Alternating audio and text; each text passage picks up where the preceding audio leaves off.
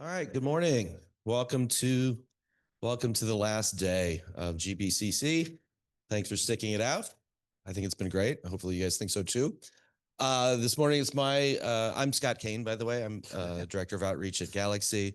And it is my distinct pleasure this morning to introduce Jason Williams. I've known Jason for a very long time. We worked together on a lot of projects over the years. He is a great guy and usually gives really great talks. I guess we'll see what happens this morning. Yes. All right. Thanks, Jason. Awesome. Great. Thanks very much, everybody. And what a wonderful time to be here on the last day. I'm so sorry. I literally just got in from Seattle yesterday, so wasn't able to enjoy as much of it, and I fly out tomorrow to San Francisco. So it all kind of came together. So yes, Conquest of Abundance Genomics in a Time of Plenty. I wanted to recognize the space that we're in. And I've been here. This is 20 years, November, that I've been at Cold Spring Harbor. It's really a place of history. And if we look at all the things and meetings that have happened in this room, although this one was just across the street, and I probably could dig around for other photos for some of the meetings that had happened in this room. But if you think about, since I'm obviously talking about genomics and human genomics, today, as most of you realize, it's the 25th anniversary today of the announcement of the draft of the human genome. So what an interesting moment in time we're in. 2 out of 3 of these people do not have a job right now. And so who would have thought we would have been there 25 years later? I'm going to talk more about that because it's a talk about what moment we're in genomics. What can we do about it? I certainly think when I have the word, and I'll tell you a little bit what the title comes from, but we are in a time of plenty, right? People know how much genomic data is there. All of you deal with this type of conference when we're working with people who deal with massive data sets. We can think big today. So we have plenty that's going around. There's also plenty of other things. So there are plenty of weird opinions about nucleotides today. If you just look on social media, you'll see that people are thinking about DNA and RNA, and they have some pretty weird thoughts, which actually end up impacting us all. And I thought that's part of the moment that we're in right now, because we have so much opportunity, but then we also have so much happening in the public domain that really impacts all of us. And the book that I'm stealing my title from, as many of you will know, is from Paul Feyerabend, who's a philosopher at Berkeley, and is an Austrian philosopher. And I really love book titles, even if I don't finish the book. And I'm almost done with this one, but I've read, some of his works for years. And the title was always interesting. I like titles that look good when you're sitting in an airport and people are watching you, read something that looks a little bit weird. But his book, this Conquest of Abundance, is a really interesting book. He writes a lot on science philosophy. The actual subtitle to his book is A Tale of Abstraction versus the Richness of Being. And at least I'll focus on one part of the book and only limit myself to one quote from it. It's kind of talking about what we do in science, that we're always forced to think about reducing things and trying to simplify things so that we can understand them better. And one quote that I chose from the book that was interesting, that variety disappears when subjected to scholarly analysis. And this isn't the fault of scholars, and anyone who tries to make sense of puzzling sequence events, whether about their own actions included, is forced to introduce ideas that are not the events themselves, but put them in perspective. And what the book goes into a lot is about what do we gain and what do we lose when we have to simplify, and how does that work in science? It's an interesting sort of thing, but it has all sorts of consequences. I mean, I guess if we think about the history of genomics, what would have meant if we had had a perspective from the beginning of like a pangenome, which came many, many years later, right? When we finally had the tools to generate enough abundance that we could that we could stop seeing the world in only one dimension, only one genome at a time, and start thinking about the world in this really much richer way of many genomes, or all the genomes, right? And so that's whether it's a metaphor or whether it's just this truth that keeps repeating, that all of the time, when we're dealing with fairly complex situations, we're in this struggle between trying to keep it simple and also trying to deal with something complex. It's not exclusive at all to genomics, right? So from the very first moment when we think about something like a large language model, the first moment where we have the technology, whether it's algorithms or whether it's data, to take really complex subjects and put them into an algorithm that sort of talks to us. People sort of like, wow, this is amazing. The first time that you can interact with something, interact with your data really in a certain way, and it almost seems human, right? Or when people throw up their favorite UMAP, but we always get in trouble with these things, right? Either that on the one hand, you think that they're reasoning and they're not reasoning, or with a UMAP, oh, you think that that's the best way to represent the data, but it could actually be misleading if you're not careful. So we're always in this struggle, and that's not the only one that we're experiencing right now. I warn you that this is my most pressing slide. On the left-hand side, this is where we are in, when we think about what science could be or where it is right now. On the left-hand side, we've got this sort of idyllic vision of science for the last couple of years of lots of potential, lots of things going on. And I wanted to acknowledge the moment that we're in, where it seems like everything's on fire, especially in the US, where we have an international audience. But clearly, looking at the landscape, the question is, what's going to happen? And so what my talk I hope to be about is that we have a lot of positive and rich and great things. And how do we focus on what's happening on the left without ignoring what's happening on the right and trying to come out with a better outcome? So you've been here for a little while. This is usually my slide that I go when I'm presenting somewhere else. So you've seen the lab, and I'm on the last day welcoming you here. But across the street is where I actually spend most of my time at the DNA Learning Center. So the Learning Center started in late 1980s, 88, I guess you'd say is the beginning of it. And it started out as the world's, as a science center devoted to genetics education. So the lab has been here obviously for a while, since 1890. In fact, actually, the very first thing that happened at the lab really was education focused. So the lab, I don't know if you've already heard the history like 20 times since you've been here over the last couple of days. It's actually an extension of the Brooklyn College of Arts and Sciences, so just down the road. But it started as a summer institution that was focused on teaching. If you go down to the James Laboratory and look on the walls, you actually see some photos of the very first classes that were held here. But the Learning Center came around to actually devote itself to public education in a way that was at a scale even the lab hadn't done before. And of course, working there, argue it's more important than ever. We happen to run a number of sites locally. So the one across the street is what we call the Dolan DNA Learning Center. But for a number of years, we've been operating in New York City, the Harlem lab, and then the one in Brooklyn just started a couple of years ago. There's one at Regeneron.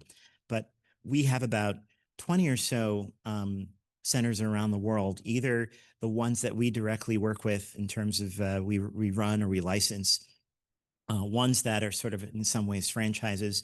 So we've been really privileged to have this outside impact. There's only about not quite 30 of us that work at the center that have been working to bring science education to people in a really, really significant way.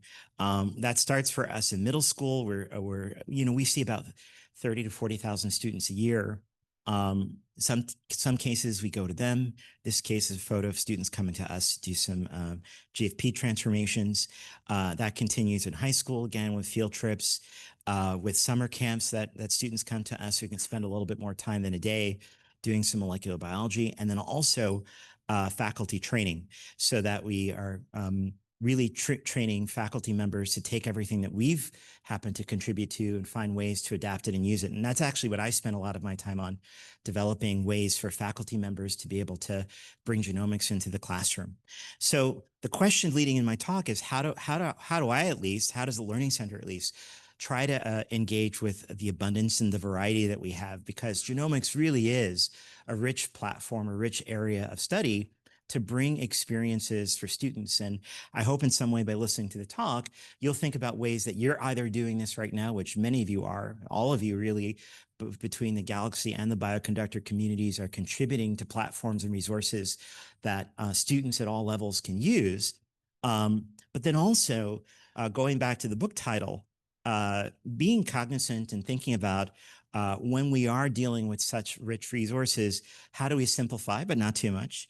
How are we actually thoughtful and critical about what do we gain and what do we lose as we choose the ways that we present this information, or as we think about what's the best way to communicate, to convey, and to engage? And then also being aware of the impact of people. When that quote said that that variety disappears, we also know there are people who are literally trying to disappear variety in the number of people, the types of people who are learning and able to engage. So all of those are really important questions. And in a moment when there's so much going on, it's nice to step back, and maybe after a couple of days of thinking about the very specifics of the science and the platforms you're developing, it's a moment to say, hey, what am I doing and why am I doing it? The first piece of advice that we've always operated on is treating research and education as not two separate things, but really always keeping them as a spectrum of things that you can dynamically shift in between. When education just becomes something that is a canned experiment, something that is just repeated to the point at which students would have very little interest because it's frankly not that interesting, you lose something. Versus thinking about research and education as being able to fluidly move back and forth with the students, working with data and working with tools that are the same as researchers. That's what we've always tried to do. It's from the very beginning. So things like electrophoresis and working with biomolecules in the 70s with people like Sharp and Sandbrook at the lab, that translated, or that was the goal of the Learning Center, to translate that into approachable experiments and exercises and things that an ordinary student could be involved with. I'll come back around to it later, but for me, for the last couple of years, it's been handheld sequencing with nanopore, and I'll talk about that. But so how have we done this? One, we basically done the same things that all of the people in this room are doing.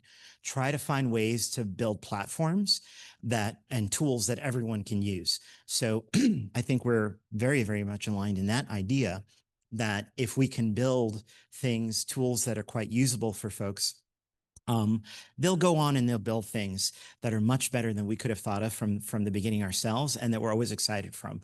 So I know from doing this for many years, of then having your users or your faculty members present them what they worked on, and then standing in back of the room like, oh my gosh, like look at that, that's so much better than anything I could have come up with. That's what we try to do.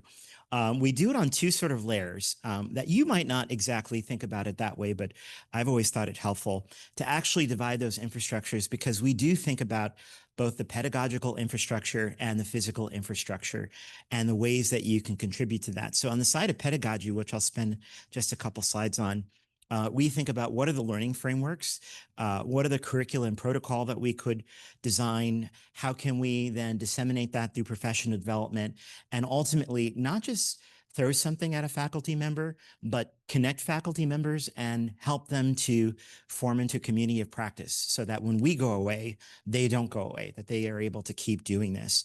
And then with all of those things, we think about how are we increasing their access, the breadth of folks that we are working with, and the connection between them. One of the most powerful frameworks, of course, we don't take credit for it, but we embrace and try to put it into everything we do, is course-based research.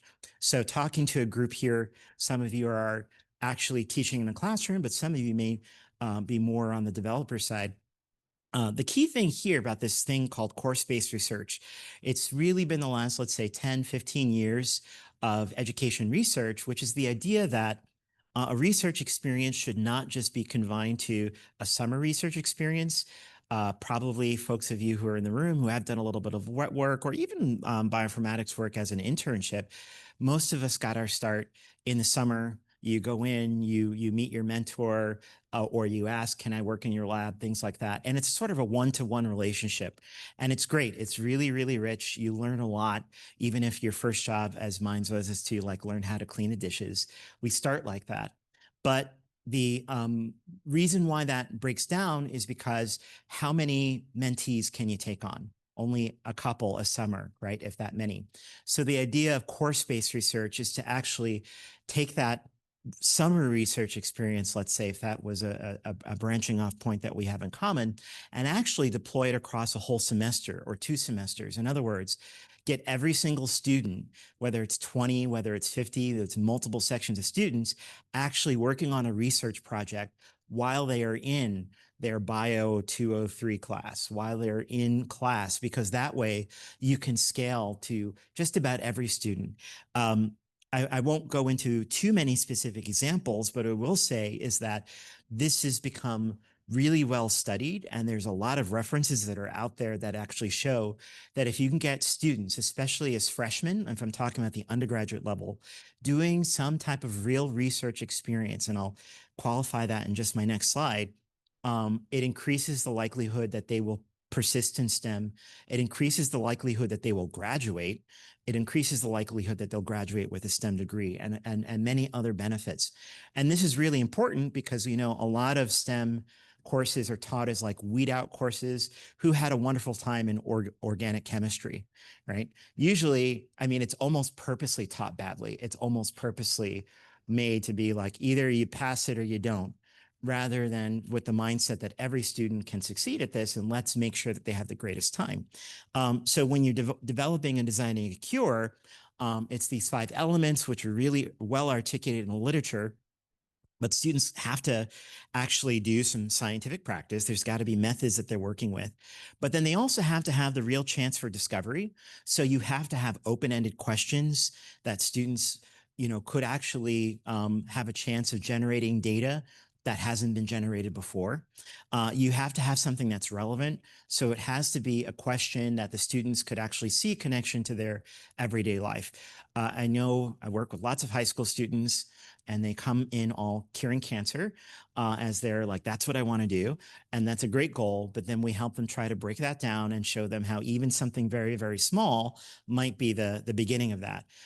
We want students being collaborative, because in order to do real science, you need to work together in teams, and you need to have different types of expertise, and it has to be iterative, which means that the problem and the work are probably going to be complex enough that students are going to not succeed with what they do at every single step, every single time. So you actually build in time for students to fail, and for that failure to be productive, because they can then troubleshoot and iterate. So this is an example of what we work to in building infrastructure to support that. We've contributed a number of ways, but the quick one that I'll show you here, and there's a QR code we published, this came out earlier in the year, is Genomics Learning Framework for undergraduates. So this is what we would call in education research a concept inventory. So if any of you are designing a course for genomics, what are some key touch points that you might want to cover? And these types of frameworks are starting points so that you can design learning outcomes, and that you could design courses that really are grounded in what the literature says and what we know are really important points for students to be familiar with. And it's great for faculty, because if you are either starting a new course, or if you have a course that you've been teaching and you're looking to refresh it, who wants to start from zero? There are lots of things in the literature that could start you on the way.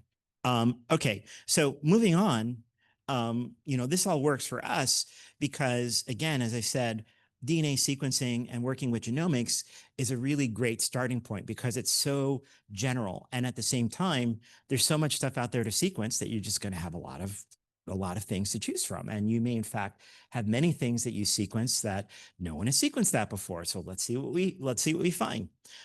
We've been doing this for years, and there's been a variety of stepping stones. So starting back in 1998, it started with doing mitochondrial DNA sequencing. So before there was 23andMe, which is gone again, come back again, all these different things. We've been working with students, and still today it's quite a popular experiment. Everybody likes looking at their own DNA. But then we expanded that in 2011. We really started deploying DNA barcoding.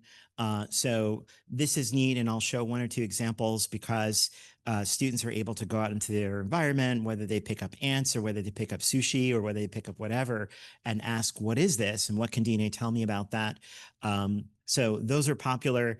In 2014, We tried our hand at bringing RNA-seq into the classroom because we realized that at the undergraduate level, faculty realized that this was a really important tool, but they didn't necessarily have the resources to start breaking it down and making it approachable for students to work with those data.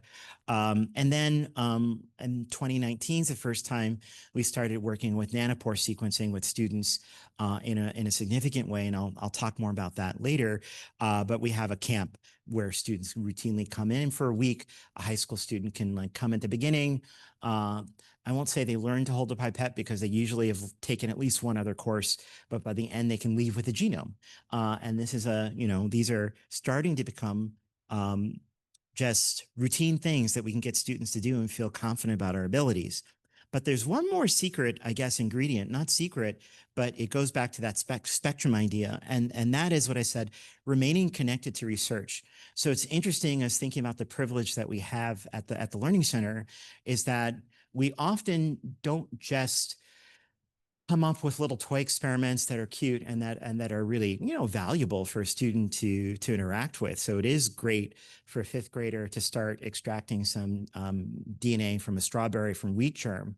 But actually, we do that, but we actually always have a combination of projects which keep us connected to research. So one of the ones that actually some of the folks in this room, including Scott, this is the latest thing that we're working together, is that we have funding. This is through this program, the Bioinformatics Resource Center is funded by NIAID, where I'm part of the Pathogen Data Network, which is one of those things where we're working on fair data practices and tools for pathogen data.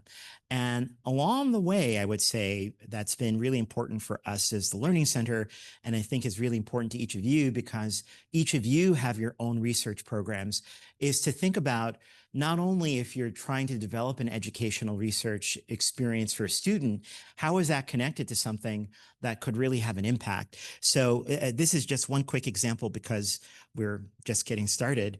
But earlier this month, I was in Maricopa, Arizona, and I was participating in a conference called Indigidata. If some of you have heard of that before, which is a group of indigenous scholars who bring together folks from different communities, Native American communities, tribal nations across the US, and work on data science, AI, and biology problems. And since Pathogen Data Network, its use case is wastewater analysis, I gave a workshop and we happened to be on tribal lands. And in that particular conference, the particular tribal nation has their own water reclamation facility. So we did a workshop on what does data analysis look like for wastewater data. And particularly since most of these folks, or a number of these folks, were educators, we were able to say, how would you start designing coursework which would be relevant to students to actually say, here is a real research problem of monitoring for COVID or monitoring now for measles in wastewater, and actually make it something that students could work with. Yes, you trim it down, you make some selections about how to take that variety and make it approachable, but it's really, really rich and really, really gets to the students. Now, the other half of the equation that I mentioned before is the physical infrastructure, some of which we contribute and some of which we benefit from. So we don't have to make sequencers or computers. We just use the HPC that's available to us or the cloud resources that are available to us. But we do try to optimize when it comes to the lab equipment and to the software. And for all of those, again, we're always thinking about how do you decrease the size, the footprint, the cost, and the specialized techniques that somebody might need so that we are getting in front of all students. So, for example, like with DNA barcoding experiments that we had done, when we bring those to students, we really look for the resources that are going to make this approachable so that a student anywhere in the country could use this. Like during COVID, I mean, that was the most bare bones, but we still benefit from that today because it means that students who may not be able to come to the lab to do an experiment, we can ship everything to them, make sure it's really, really low cost, and think about, okay, wait a second, centrifuge is heavy. Most folks don't have it. Can we get rid of it? Or instead of a regular PCR machine, they have a mini PCR machine. But through all of this, we really try to say, what is the smallest product that we can put together that could reach anywhere, at least as a starting point for students to get involved. So, you know, this happened early on. There's a combination of it. These students, back when we started DNA barcoding in 2012, from a high school in the Bronx in New York City, where they were looking at, you know, ginkgo products. And as you can imagine, they went to Walgreens, CVS, Walmart, every single store in their area to look for ginkgo supplements. And then when they did their analysis, they found that none of the things labeled as a ginkgo supplement had any ginkgo DNA in it whatsoever. And so when students go out and do those little experiments, it's really wonderful. And it was confirmed, right, by the New York State Attorney General, who also did the same thing, and it issued cease and desist orders when they found that it was there. So students love those types of projects. That's now the students, they're not going to find that every single time, hopefully, but although it does beg the question of today, like, will we be relying upon students to do work that used to be done by the federal government? And actually, it's laughable, but it's actually true. I didn't put the slide in here, but one of my colleagues, Yvonne Chen from Iolani High School in Hawaii, during COVID, the high school was sequencing COVID genomes because the state actually didn't have capacity, and they sequenced 400 different COVID genomes, and were helping the state epidemiologists because they had sequencers in their high school. So yeah, funny but not funny, right? Certainly great learning experience, but an argument also for capacity building, because you could imagine that even though it seems not what we would be talking about in 2025, we know that all around the world, there's variety of access to resources. And so if we are building for a world of which everybody can do everything that they need to do, regardless of resources, or at least with very little resources, that does mean capacity building for regions or for areas or for countries where they don't have those resources. And so they could do that. The other things that we've invested in heavily is, the software. So for about 10 plus years, we've had DNA Subway. We were just on the cusp of sort of a beta release of this DNA Subway product. Being from New York, it's a Subway. So I don't know exactly how we chose that, but it's a workflow. And we've been working on essentially always building software tools, like most of you here, but trying to make them look nice. I think certainly Galaxy, Bioconductor, kind of here in the R, you have a little bit of a user interface that you don't always have control over. But we've always thought about how can we take the regular tools that everybody is using and then package them in a way that it could work, in this case with a 2.0 version, that it could work on a cell phone, right? Some students may not even have a laptop, but if we can get them a sequencer, and whether they have a laptop or a cell phone or an iPad, we can start building out software tools that just make it easy. And then a software tool that's simple like this, their next step may be Galaxy. The step after that may be going into Bioconductor and learning how to use R, but we're just getting the students, in an approachable interface in order to do that. And so I've sort of slipped into the final part of my talk, where essentially I'm talking about how do we then take all of these infrastructure pieces and take all of these resources and then actually build them into networks of people who are able to use them. So in these final couple of slides, essentially, this is a project I mentioned that I was working on nanopore sequencing. We've worked for the last couple of years. We're submitting a grant in a couple of weeks. We'll see if grants are still a thing. Even if they're not, we'll find ways to do it, where we've been asking, really starting with the faculty members, and asking if they were interested in sequencing, which they were, and asking if they were interested in nanopore sequencing, which they thought was cool. Although for the last, let's say 5 years before that, I talked to a lot of faculty members and they said, yes, I have a nanopore sequencer and it's sitting on my shelf. So how did we get it off the shelf and actually get them to start using it? So in this case, we partnered with a number of institutions, City Tech here in New York City, in Brooklyn, Spelman, and the University of Puerto Rico, to start building with faculty members, understanding where their pain points were, and then trying to solve some of those pain points, and then provide professional development and training. As I had mentioned, we've been doing this for the past couple of years, prototyping it in our summer courses, where again, we've got 1 week. So in that first year, we were working with duckweed. Some folks actually at the lab have worked on bioengineering in duckweed, and another colleague at Hudson Alpha. So he said, hey, let's just try that. And the students came in and they sequenced some different varieties. In 2022, one of the groups in Puerto Rico had an endangered legume, and the students lommed onto it, right? I know one high school student, Henry, had worked through it for 2-3 years, right? Off and on. I think he's at Yale right now. But that was a sort of transformative experience where high school students can come in, grab the material and go ahead and do it. 23, we were just looking at people's backyard gardens and chloroplasts. And then last year, we did microbiology. Students came in with a bag of soil from their backyard, and then by the end of the week, getting an assembled genome. So we've brought faculty members from across the country to do that. Last year, we did this and reached about 100 faculty members at 100 different institutions.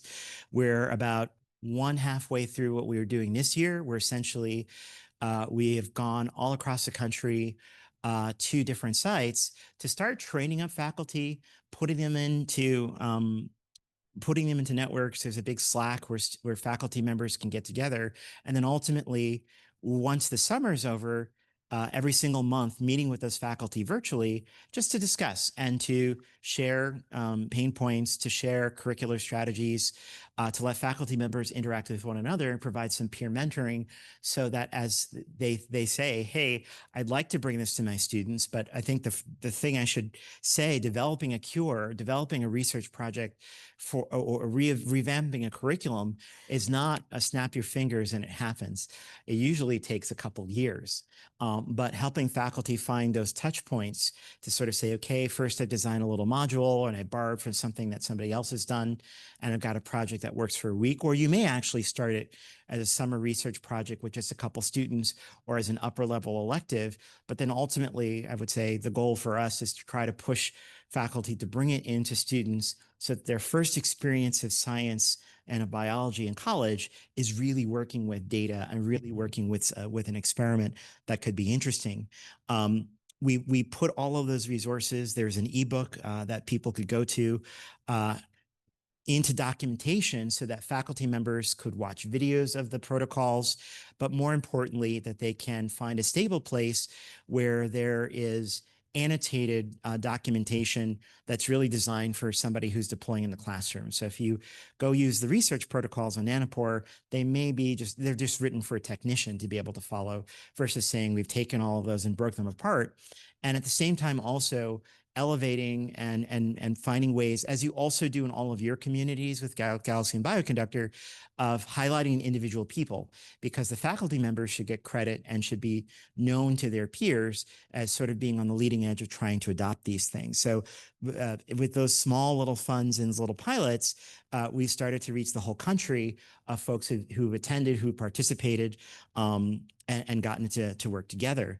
One of the latest place that I've spent a little bit of time on working right now is doing this, not just nanopore sequencing, but bringing essentially the learning center has been down in Puerto Rico, what was the Arecibo Observatory. So in that case, I've been working now like we're a year two because my annual report is due next week. But we've been able to keep working on taking that place after the collapse of telescope and actually starting to redesign it as a science center where all of these things get done. So now not only is there people who are working on some astronomy or some computer science, but in our case, we've got the biology that we're bringing to the space with students coming there to do the same types of experiments. I guess I would say for that is that it's really important. We certainly think about it, and I think you probably think about it too, that what we try to build and what we try to design in terms of educational experiences are reproducible, that they don't just exist and work in Cold Spring Harbor under optimal conditions, but that we try to design things that could be placed in a lot of different contexts, adapted to a new group, adapted to the needs of a particular place, and also be successful. I'll end it with one slide from my last sort of story here of doing this in Guam. So in I think it's now 23, I was at an NIH meeting that was going to be held at Guam. And I said, oh, if we're coming this far, we should do some outreach because Guam is almost as far as you can get from New York. And we brought a couple cases of equipment, could all fit on a table. But then a high school teacher there brought together 5 out of the 6 high schools on the island for 2 half days. And in those 2 half days, we sequenced the bottom of people's shoes. We just looked at all the microbes that were there and did 16S. And these students literally had not held a pipette before, but they were able to do that. But the important, I mean, all of it's important, but the important photo is the bottom right photo. So I was then at NIH a couple of months later in August for a program that welcomes high school students to do internships. And one of the girls in the hallway approached me and said, "Can you come see my talk?" And I said, "Okay." And she was actually in that course or in that 2 half day. And they're like, "Oh yeah, well, this group came and they did the sequencing thing in our classroom."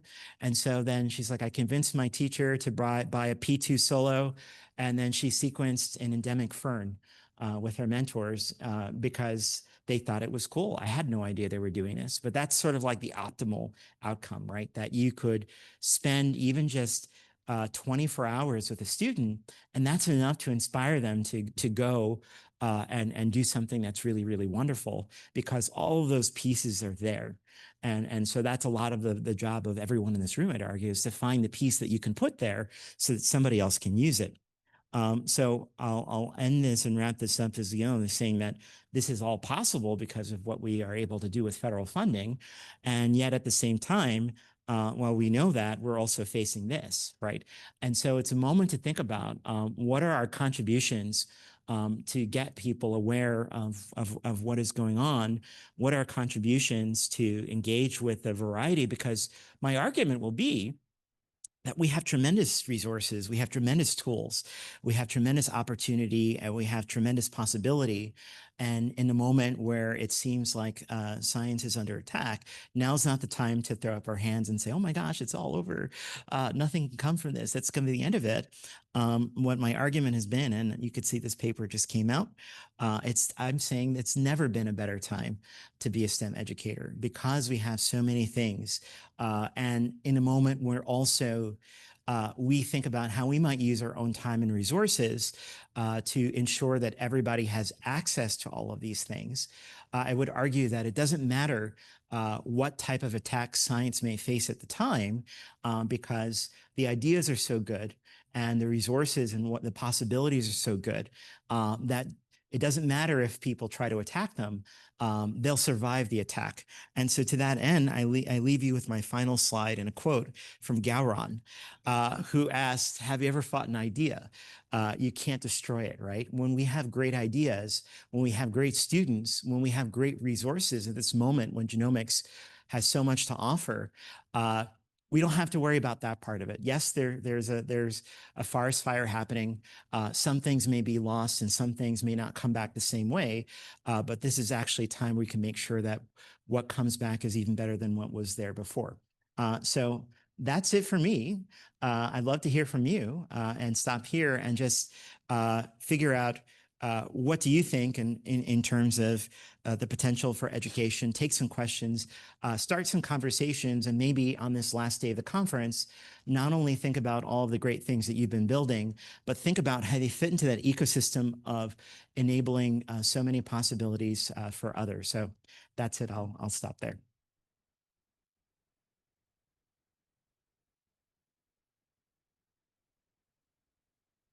Okay.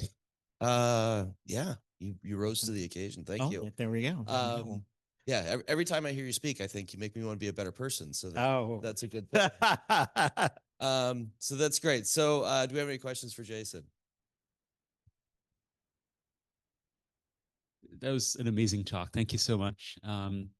So I really liked your sort of narrative on trying to bring like lab research into the classroom in these 1 and 2 semester courses. And you'd mentioned taking some steps to simplify, some things. And I was just wondering if you could give us a bit more intuition on where you could kind of make those little adjustments. Yeah, I think no one can do it alone, or I think it's not wise to do it alone, because you do want to be inspired by what others have done. Usually, whatever it is you want to bring in the classroom, people have approached something similar in certain ways. I didn't mention it, but one resource is something you'll find online. It's a journal essentially called Course Source. So in Course Source, It's a peer-reviewed online journal of courses that lots of it is about developing cures. It's not just people's ideas of like, ooh, we think that this could work or this could be cute or clever, but actually courses that have actually been taught and that they actually have collected peer-reviewed evidence from the course, from the evaluations, that the course at least has met a certain level of effectiveness in the classroom. But really, if you're already doing research, right? So you already know that for a particular research question, here's our methodology for this question. Here's how we collect the data. Here's how we do things. And then figuring out what's the simplest thread that you think you can take through what you're naturally doing as a researcher for a particular question. And then seeing what parts of that can the student do completely by themselves and what part it's either too expensive or it doesn't make sense for them to do, and sort of chipping away until you think that you have something that could potentially work. And then trying it out and doing it in a way which you actually have a very clear set of learning outcomes. All course design starts with learning outcomes paired with measurable things, performance indicators, things that actually show or that a student could do to potentially say that they've met that learning outcome. So if you say that the student should be able to generate an annotation for a gene, then you better have a test that allows the student the chance to try to annotate a gene. You know, you may need to improve how you teach it for them to actually do it for the majority, but starting with what you actually do as a researcher and then chipping it away to find a little thread. And it doesn't usually start as I'm deploying this to 200 students at once for a research program. It starts with, hey, let me try this with a summer student this year, or let me try it in a small group of an upper level elective. But realizing it's progressive and taking inspiration and help from others is a really great way to start that. Yep. Something else back there. Oh.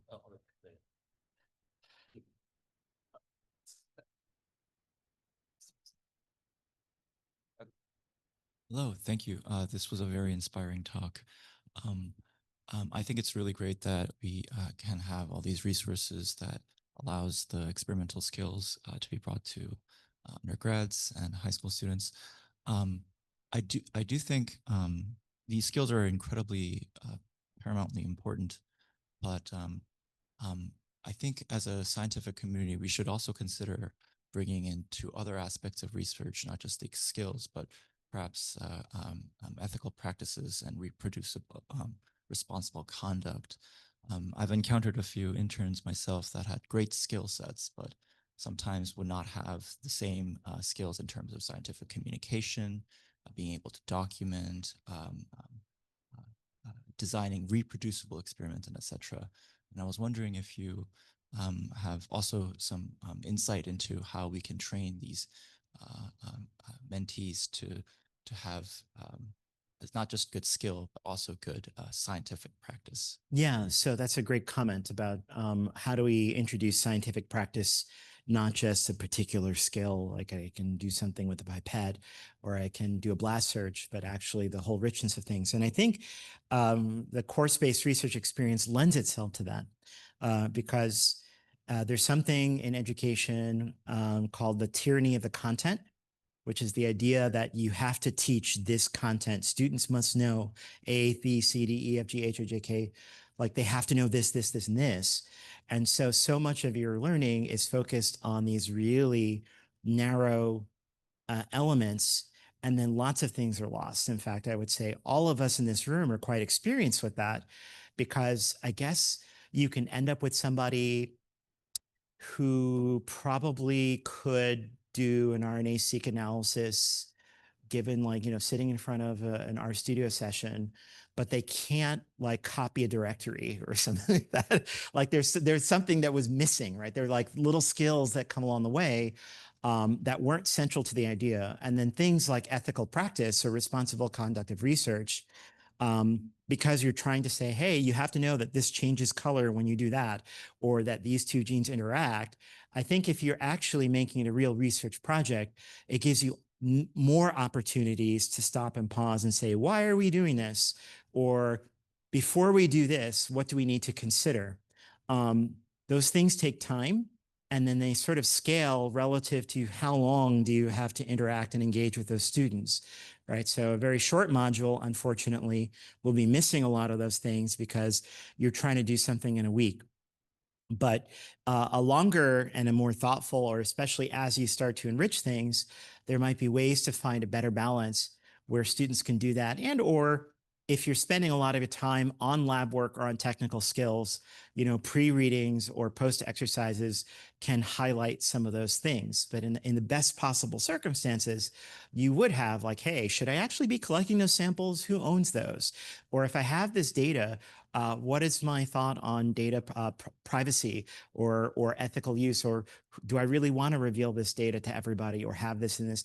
So I think versus a much more direct programmatic lecture-based course, there are many opportunities even to create problems or to create challenges for the students that force them to engage those other skills. You have a much many more opportunities, in my opinion, at least, to do that if you can exist within this framework of course-based research. Thank you very much.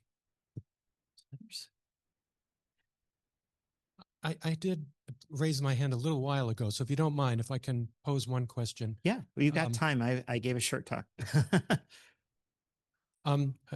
With my colleague, Alex Mahmoud, we teach a slice of a cure in inner city Boston related to cancer data science.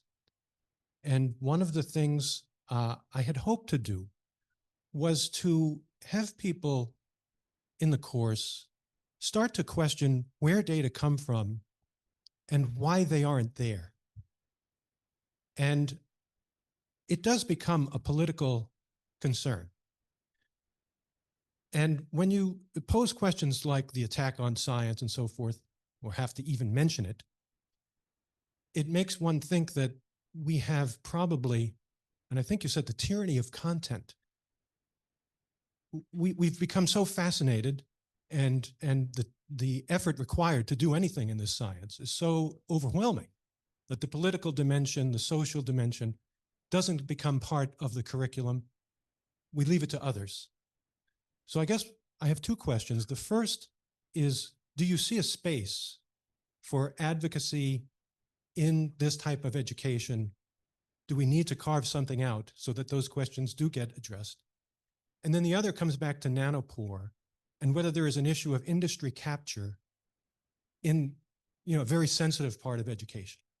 Great. And let me try to answer both. So I think the first part goes to kind of why I was thinking about this book in particular, because this room, like if you're working in bioinformatics, you are actually, you're made into a person who's going to abstract things, right? We're taking whatever we have to look at and say sequence data or methylation data or what other type of data. But we're always like, we're naturally focused on something really narrow because we can learn a lot from that really narrow thing. But then, like you said, there's many other parts of the universe, even from where the data come from, and who those data are about, right? Those data were collected from a specific group of people. And that specific group of people, if there's some insight from that data, like a cure or a treatment, and if that only will help the people that were sampled and won't help other people who weren't sampled, we go straight into what we have today. I think we see, to answer your question in another way also, we see the impact today of not communicating some of that nuance or not contextualizing the science we do in terms of the larger aspect of it. Like I was thinking, it was definitely a shower thought this morning where somebody was talking about DEI and they said, well, let's just call it something different and that will confuse people for a while. And I thought to myself, it was just like, I was like, why do I want to confuse anybody? I actually want to explain what's going on, and I want people to have a good understanding. And so if a vague title or a vague acronym hasn't actually really captured something, I can expand that definition into something that'd be more useful. So I've not answered your question very directly, maybe on that element of it, except to say that I think we see the impact of a very, very narrow focus that only considers the science that we're interested in and has robbed it of variety by saying that we've lifted that science into the classroom. That's all we're going to focus on. Every other concern that happens outside else, well, that doesn't work forever, apparently, right? To the point of capture, I think that's a valid point too. I have to answer it for myself. And I'll say, as soon as there's another sequencer that I can purchase for $2,000 and get into a classroom, then I'll work with that one too. At the moment, there happens to be only one. So that's my little bit of justification for it. But at the other end of it, I don't really care what sequencer a student or group uses, only that if I can make it as hands-on as possible and give them as much agency over it as possible, whatever technology does that, because no technology lasts forever. It may be gone tomorrow. But if I'm at least thinking of ways and trying to take advantage of whatever exists today to say, is this the lowest cost solution that works and that generates something useful, then I'm free to use that for now. But it's always a concern to think about, how do we make sure that people don't get locked in and simplify too much to the point at which they only think that's the only way to do it, versus realizing that, every simplification has lost something and we have to be careful. There are a couple more.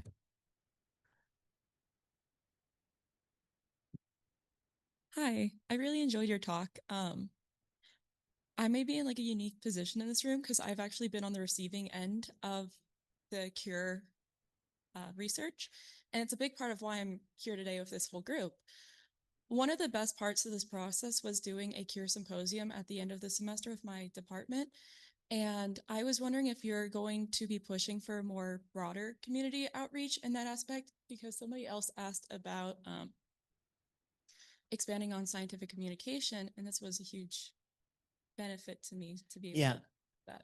Yeah, so some of the projects that I've worked on, not mentioned here, around science communication. So I have one program that's a mentorship program for high school students, but then we actually ask the high school students to become science communicators and to actually take what they learn and say, I don't need to wait for you to have a PhD to talk about science. We started that during the pandemic as a program called Students Talk Science. And we realized at the beginning that there was hesitancy about the vaccine.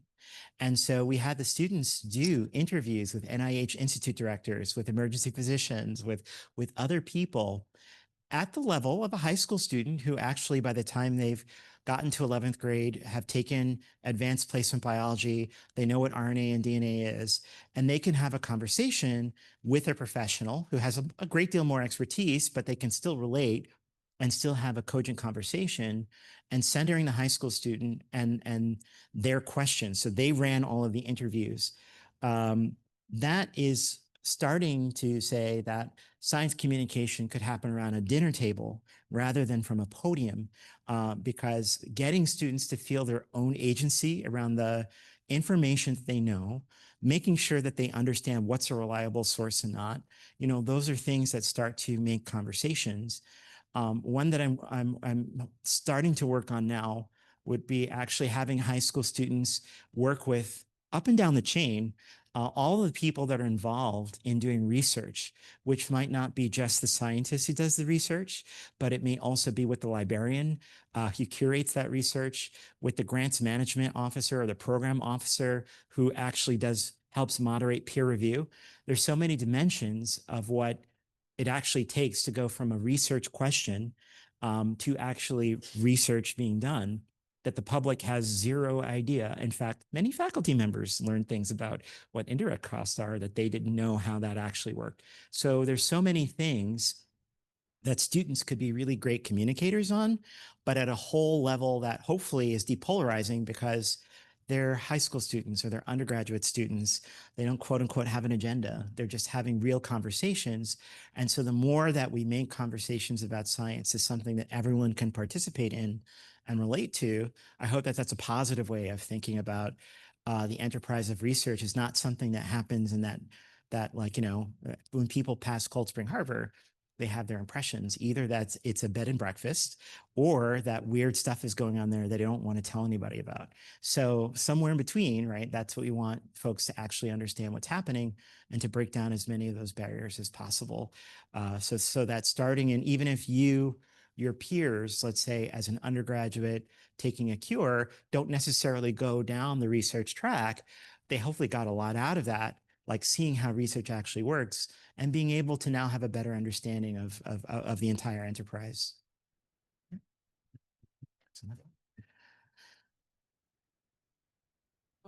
Hi.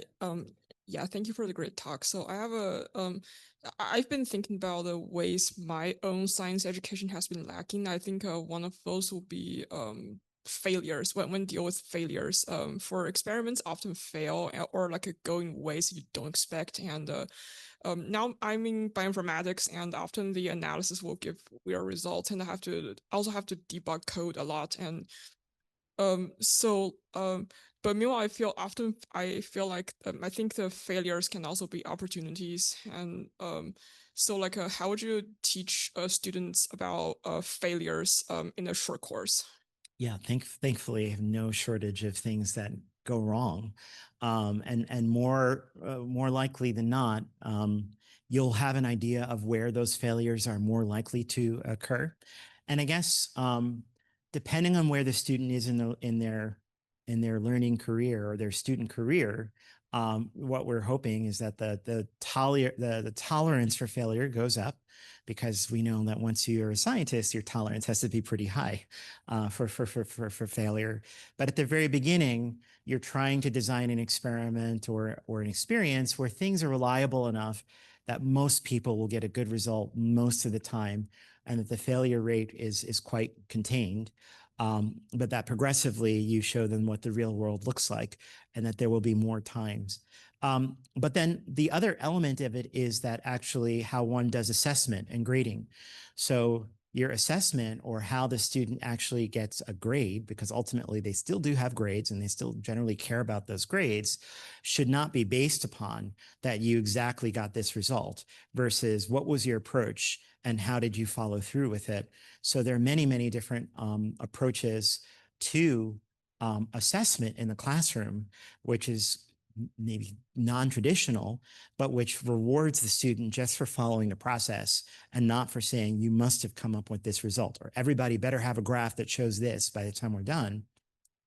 You can completely change your approach to assessment so that you allow the variety of experiences that will realistically happen in the particular course that you're trying to deliver, but that the student doesn't feel overly anxious or pressured to come up with something that is just because somebody expects that of them, versus their goal is to really understand what the scientific process is like, and then take reasonable and rational steps based upon whatever it is that they're going through, even if that moment happens to be one of which they're trying for something and they're not getting it. So you're rewarding process more than any particular outcome. And it's just as important for you to not only to teach it, but for your assessment as the educator to reflect that, so that the student also gets that what you care about is that they're really learning.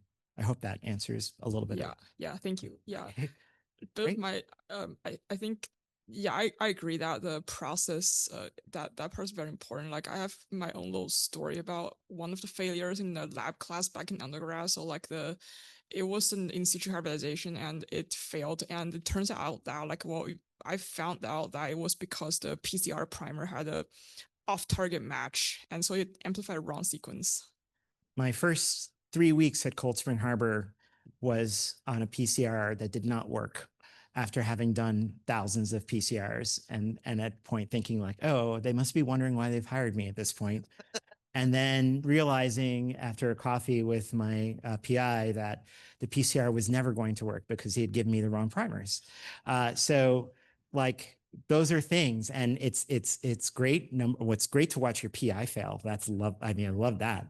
But then it's basically you start to hopefully in the right environment develop your scientific identity and develop confidence in yourself, that you start to realize in the process when you're the problem, which you always usually start with yourself as being the problem, but then also realizing when you're not the problem.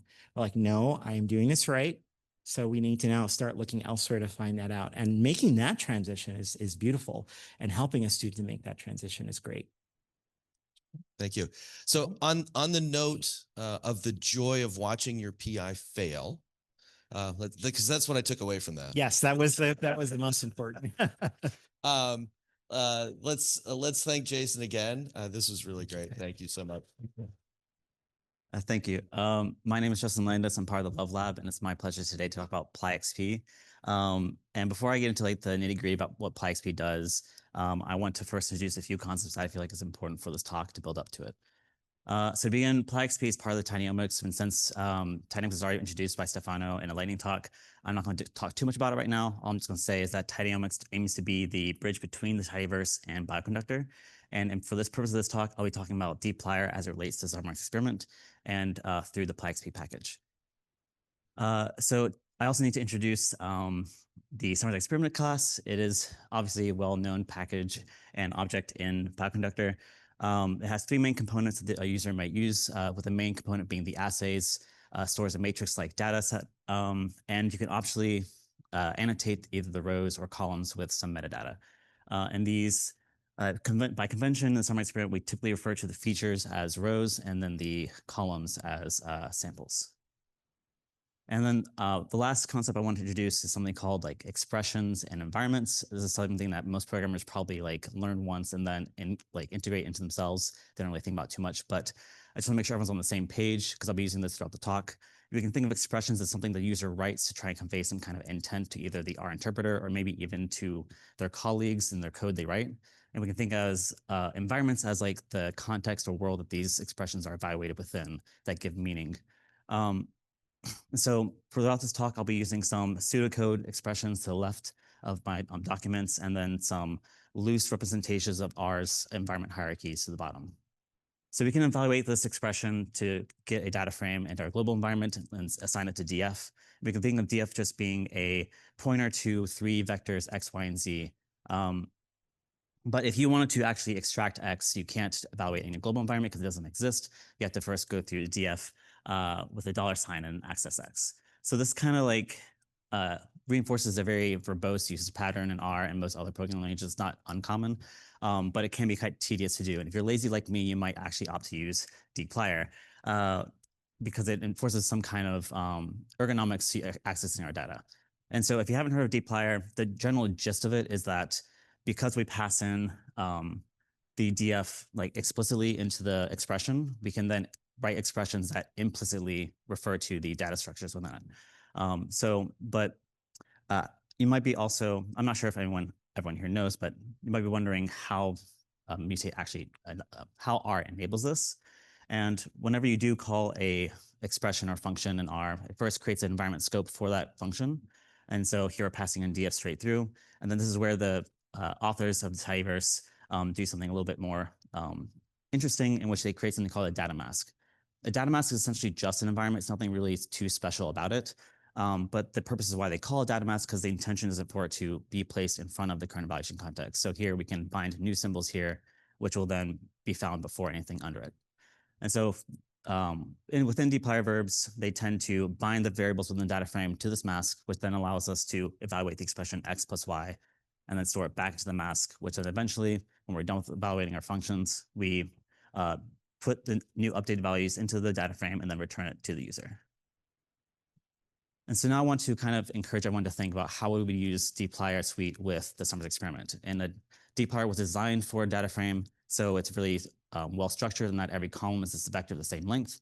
But we don't necessarily have that in this case above. We have a SummarizedExperiment with dimensionality 3 by 4. So the row data is columns of vectors of length 3, and the call data is vectors of length 4. So we don't necessarily have any size stability between the different data types within them. You could try and do a brute force approach, just passing the object straight through and then doing something cheeky where you unwind the data, the summary experiment into a data frame and then just use the default implementation of dplyr as is. This does work. You can get a result with it. But we do have to remember that we did pass in a summary experiment to begin with, so the user might expect that in return. So we do have to do some work in finding out what was evaluated and then returning an appropriate symbol back to the summary experiment for the user. As you can imagine, once your summary experiment becomes extremely complex or large, you might be spending more time converting from a summary experiment to a data frame than actually evaluating the expressions you care about. And so this is where we take a little bit turn in plyxp to do something a little bit different. In plyxp, instead of creating one single data mask for the entirety of all the symbols, we create three different symbols, or three different masks, one for each part of the summarized experiment. And only the symbols within each part are available at the top level of this mask. So with these additional masks, we have to provide the user with additional syntax so they can be explicit in how they're referring to the data within it. So by default, we chose that if you don't have any kind of decorations around your expressions, then it's expected to be evaluated in the assay context, since that's the most representative of the entire structure of your summarized experiment. Conversely, if you wanted to evaluate something within and store data into the call data, you would decorate your expressions with the calls function. And this doesn't do anything other than just indicate to plyxp, I want to evaluate something within here. And similarly, you can do the same thing with the rows. It is not uncommon, though, for a user to want to take something from a different context and then use it in another. So we had to provide the user with some kind of way to refer to other parts of it. And so here we use something from the R-lang package called pronouns, which enable you to refer to other points. You can kind of think of these as pointers, but not really a pointer. We do try and make it ergonomic, since you can't have any sizability between, say, the row data and the assays are not the same size. So we actually do a little bit more work to make sure that any data extracted into a context is size stable for that context. So I can't go to all the details, but for example, in the rows, or if you're evaluating in the assay context in the far right, and you're accessing something from the rows, it'll replicate the vector such that it matches the dimensionality of the matrix. So instead, we're going to walk through an example of computing TPMs, a very common thing that you might do with any kind of RNA-seq. The first step will probably be to evaluate and get reads per count, reads per kilobase. And so here, that's a value you would need for every gene and sample combination. So we'll be evaluating an assay context, no kind of declarations needed. We take the counts and divide it by the gene length, and we take the gene length by accessing first the .rows pronoun and then $lane. And then from there, we store the value into the row mask, or the assay mask, and we can move on to the next part, which would be to get the scale factor. So there are other variants of the pronouns that exist. I don't have time to go into every detail, unfortunately.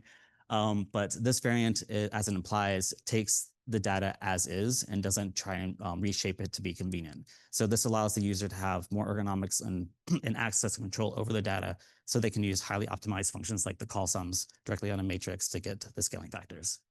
And so I should have mentioned before, we are evaluating and trying to get a vector for every sample. So that's why we're evaluating within the calls here and then assigning it to scale. And so once we're done, we assign the value to the scale, into the call data mask, and then we can move on to the very last step, which is just calculating TPMs. Here, we just take, we're evaluating again in the assay context, because we just want, again, gene by sample combination, take RPKs directly, and then here, instead of pulling from the road mask, we're pulling from the call mask and pulling scale in to be just used directly. So once we have updated everything, we can then take the new values, put them back into the summary experiment, and then return it back to the user. And so, of course, there's plenty more things you can do with plyxp than just use mutate. We've enabled some grouping features, summarization, arranging, aggregate, or not aggregate. But we're looking for more people to use it and give feedback if you have time or interested in using a more contextually aware version of a dplyr, maybe more opinionated in some sense. Please go check it out and leave some feedback. We'd love to hear any kind of suggestions you may have. And with that, I would like to thank the Love Lab for supporting this, and I'll take any questions.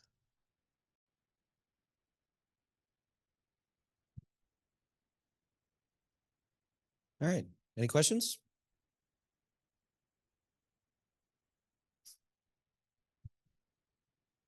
too early in the morning still? Okay.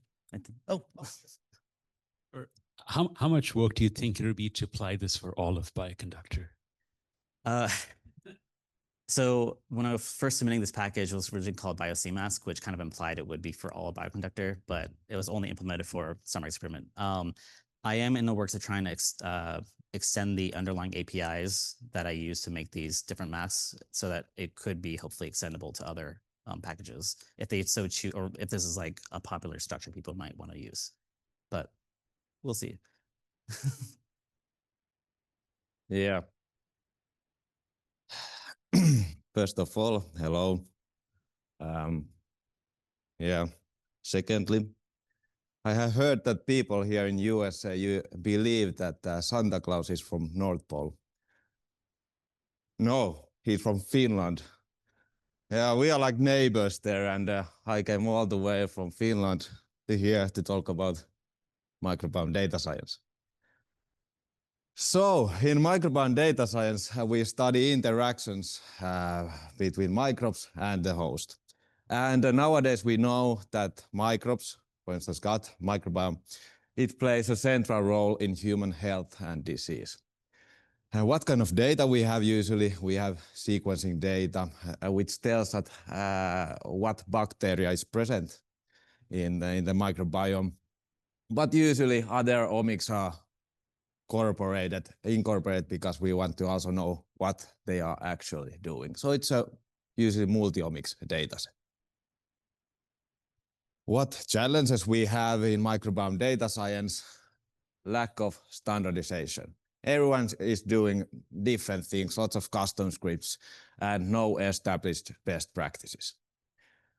Scalability, lack of scalability and support for multi-table data. Well, the studies had increased in size, more samples, but as I mentioned, well, it's also has expanded horizontally, so we have different experiments, more data from different sources.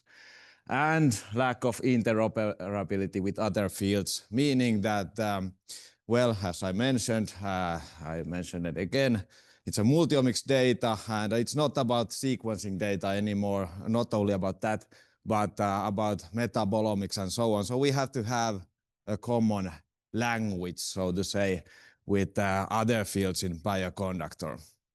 Because, as we know, the collaboration is the essence of Bioconductor. Cool. Data containers. Well, if there's someone that does not still know what are these data containers, let's put it in a simple way.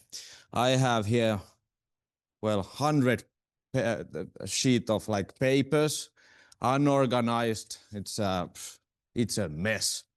Then I have this kind of data container called book. It is standardized. We know that from after page 1, there's a page 2, and from table of contents we can find what kind of information is in which page.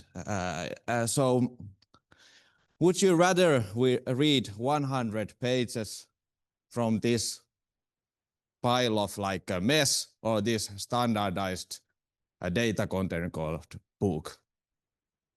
Book, yes. So the same goes with the actual data. So the data containers are the way to standardize the format, and when we have the standardized format, then the developers can develop methods to this standardized data format, book down, book up, book left, book right, and so on. And then the community, the users, can apply these methods to their dataset to create these modular and efficient workflows. Right. Summarized experiment. That is the most common data container in Bioconductor. And this figure shows that the number of packages through years, and you can see that it has become increasingly popular. And there are now fields from genomics to metabolomics, and single cell is using this same data container. It is the like generic data container that that already actually summarized experiment and its derivatives, they are very capable for microbiome data. They are scalable and efficient, but only one thing is missing, and that was the phylogenetic support for phylogenetic trees.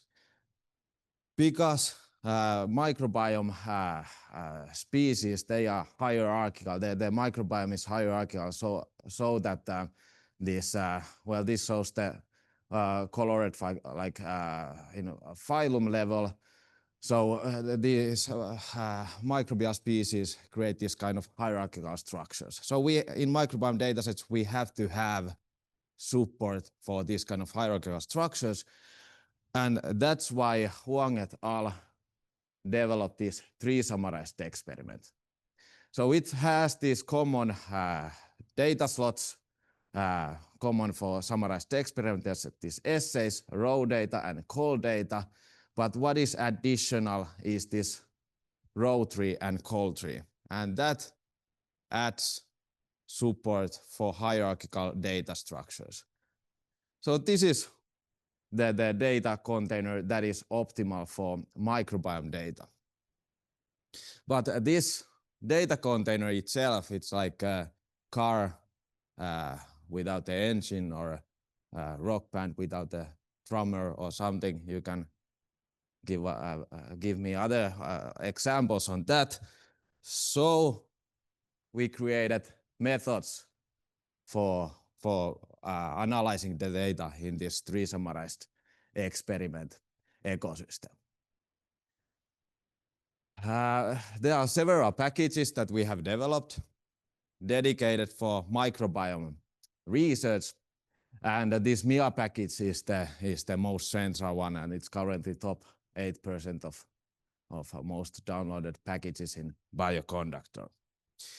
What other packages we have? There's MiaVis for visualization, MiaSim for simulation, MiaTime for time series analysis for microbiome data. Then we have graphical user interfaces, and this is very nice. It is now expanded by independent developers. So developers that we didn't know, they have been just thought that this is cool thing, and have been supporting this tree summarized experiment.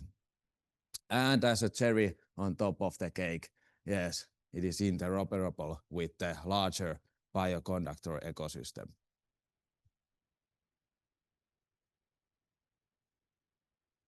Yes, and finally we have created this online book that tries to or aims to combine these best practices and practical examples on microbiome data science in a single book. And this is freely available online book, and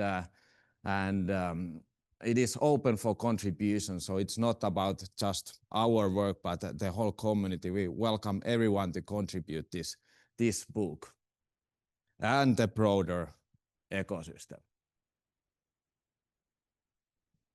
Yes, so time for thanks. I want to thank Leo, and then Julio, Sudarshan, Felix, Muluk, and also others.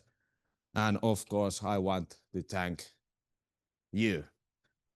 But not yet, don't clap yet. Yes, there's I met Santa like 1 week ago, and there's t-shirts. So if you want t-shirts, just come to talk with me, and so on.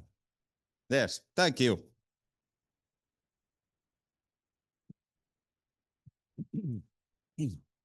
It's always good on during a talk in the last session when somebody's throwing paper, so that's great. Thank you for that. Any questions for Tuomas?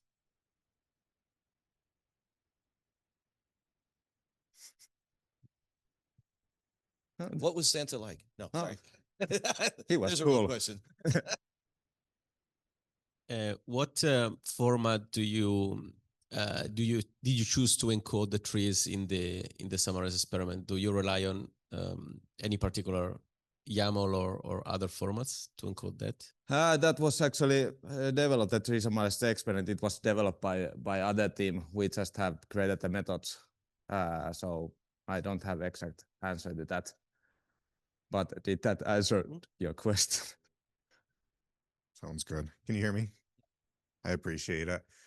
So today, I really just want to introduce a statistical problem that I think is getting a lot more sort of attention in the literature lately, talk about some work that we're doing on this problem and a package that we're working on. And so this problem we're calling Inference with Predicted Data, and kind of the alternate title for this talk is, what do we do after we've machine learned everything or AI'd everything, as seems to be the case now?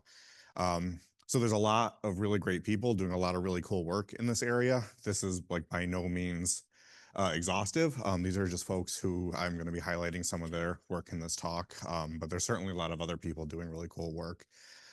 Almost anything, if you find something interesting or exciting about this talk, I guarantee it was done by one of them. If there's something silly, I guarantee it was done by me. So if you want to hear more about something that they're doing, I'm happy to talk about that after.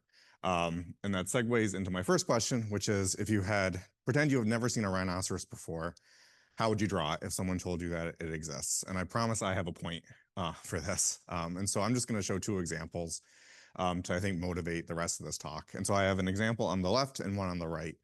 So the example on the left was done in 1515. The artist had never seen a rhinoceros before, had heard they had existed from people traveling, had collected a bunch of firsthand accounts and used it to make a unified summary. And so it looks really good. It's not perfect. There's some creative choices here, but ultimately it looks great. And this is sort of the understanding of a rhinoceros in Europe for about 300 years. So the one on the left was done in 2012. And despite what you think, the person who had drawn this had seen a rhinoceros before. But this is meant to be a critique on how we, as modern people, view prehistoric animals, and how we, in the literature and in art and in film, look at dinosaurs, and specifically how we're trying to predict how these prehistoric animals look using limited features, and in particular, really only those things that can be fossilized, which is their skeletons. And so because of this, we're missing key features that give us our outward understanding of a rhinoceros, the horns, ears, fat, muscles, things like that. And so really these are predictions based on limited available features. And so hopefully that gives a little bit of justification for the rest of my talk, which is about how we use predictions in downstream inference. And so the idea here is that we have an abundance of data. That's sort of been a theme throughout. And we can use data that we have sort of easily collected to predict things that are not so easy to collect. And so oftentimes we have an abundance of features that we can then use to predict hard to measure data, costly to measure data, and we want to use those predictions in downstream inference. And so this isn't specific to one field. This happens all over the place. I think probably here for this conference, we can think about things like polygenic risk scores, or if we talk about doing TWAS, this happens a lot where we have a bunch of features that are easy to collect, or we've collected sort of in our work. We've done a prediction algorithm. We use that to predict something that's hard to measure, and we want to use that thing that's hard to measure to then do hypothesis testing or inference. And it's really sort of appealing to do this, especially now as machine learning algorithms get better. Now we have sort of generative AI that we can do some of this work with as well. And so the issue here is that there's no guarantees for valid statistical inference. And there's a couple issues, namely that any algorithmic bias that we see in the upstream predictions will then be propagated into the downstream inferential task. There's also a lack of robustness in the prediction model to resampling or uncertainty. So often what times we see are that predicted values are much more highly correlated with the feature that we're trying to do inference on than the actual real values that we would measure. And so this leads to understated standard errors, high false positive rates, poor FDR control, and poor hypothesis testing. And so just to give a little motivation, I have a small simulation that I did here where I took a bunch of features. I predicted a continuous outcome in a training set. I've then just fit a bunch of random forests on it where I've sort of used different subsets of features to then predict this in another set. And I want to look at the relationship between our predicted outcomes, which are in blue, the true underlying outcomes, which are in gray, and a particular feature of interest. And again, we kind of see two things happening here. One is if we're omitting features that are important for the downstream inference task, we see bias. We also see this sort of overconfidence in the sense that the predicted outcomes are often more correlated with our feature of interest than our true outcomes. So we're not appropriately representing all the uncertainty in the true data with synthetic data. and of course, combinations of these things as well. And so there's been a lot of work in this area recently, what I'm calling inference on predicted data. So there's a couple groups doing some really cool things specific to GWAS and specific to certain problems.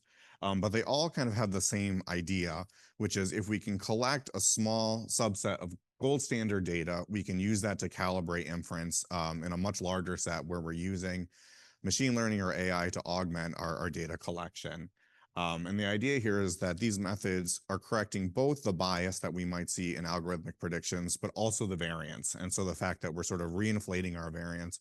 So our predicted outcomes look more like the true underlying unobserved outcomes. And a lot of these methods have great statistical guarantees. They have guarantees on coverage, unbiasedness, type 1 error rate control, and all the things that we really hope to see in a statistical estimator. And so I have sort of a schematic here that I think gives just an overview of how this works, which is essentially we have a bunch of feature data Z. We use that to predict some outcome Y hat here. Y hat is replacing our true Ys, but if we have our true Ys in a small subset of our data, we can use that to calibrate inference on sort of Y given X. And so there's been a lot of work in this area. These are just like a sample of papers, and I'll have a link to the slides at the end. And these are for general inference problems. There's also specific methods coming out now for, again, GWAS, causal inference, ranking, federated learning. And again, really the idea here is that these methods have great guarantees for statistical theory. The other contribution that I kind of want to talk about from our group, so our group's been working on these methods. What we're also trying to do is now sort of standardize and harmonize how these methods are implemented. And so we're doing this through this package that we're calling IPD, Inference on Predicted Data. And really this is sort of twofold. One is to implement all these methods in a unified and tidy way that we're sort of used to in terms of best practices. And the idea is that if someone wants to use any of these methods in their work, they can sort of replace the functions in this IPD package with existing functions like GLM, LM, and it shouldn't interrupt their workflow, but they're sort of more appropriately using the predicted data. So that's to help sort of the end user and the domain experts in their work. On our end, we also really want to encourage open science and people who are working in this area, give them the opportunity to be able to benchmark their methods that they might be developing against current methods, make this easier for collaboration and sort of open science as well. And so I have a link to the software note in the R package here. Of course, we would love to hear feedback if people are using this or want to contribute to this. Really, again, this is to promote collaboration. And so I have like a couple minutes left. I really want to go through just a quick example that we've been working on, some of our collaborators that we just published that I thought is kind of interesting and motivates this problem. So I had some simulated data to steal an expression from somebody. That's sort of an artistic proof of these methods. I'm holding the brush so I can kind of show you what I want to show you. So I'd like to show you some real data to kind of show you what's out there. And so this statistic kind of blew my mind when I started working on this problem, which is less than a third of deaths globally have some certified cause of death, so an autopsy. The vast majority of global deaths don't have any sort of medical certified cause of death associated with them. And so what is done in practice is that a social worker or a demographer will go into these like resource sparse areas, interview family members or caregivers of the deceased, collect what's called a narrative summary, which I'm showing on the right here. And then an expert will then go in and try to predict the cause of death based on like a structured questionnaire and these narrative summaries. And this process is called verbal autopsy. It's very time consuming, very resource intensive. And so you can imagine now with large language models and things like that, people are starting to now figure out how to automate this process. And so you can see, for example, we can sort of tokenize these narrative summaries and try to come up with predictions using more automated type machine learning methods. And so what my collaborators did was we developed a method to do multi-class prediction for these verbal autopsies where we're trying to predict cause of death. And also a correction based in the style of these types of inference with predicted estimator methods. We compared essentially a bunch of different ways of predicting the data. So using naive sort of NLP-based methods, using more sophisticated large language models, and then seeing how these predictions look when we're trying to do inference compared to the real data. And so what we have here, you can see the yellow, we had some ground truth autopsy data. The purple here is our proposed correction, and then the green is if we just sort of naively use the predictions. And you can see that the green sort of goes off the rails pretty quickly. These corrections sort of line up in terms of the point estimates with the ground truth, and then wider confidence intervals because we have no free lunch using predicted data in place of real data.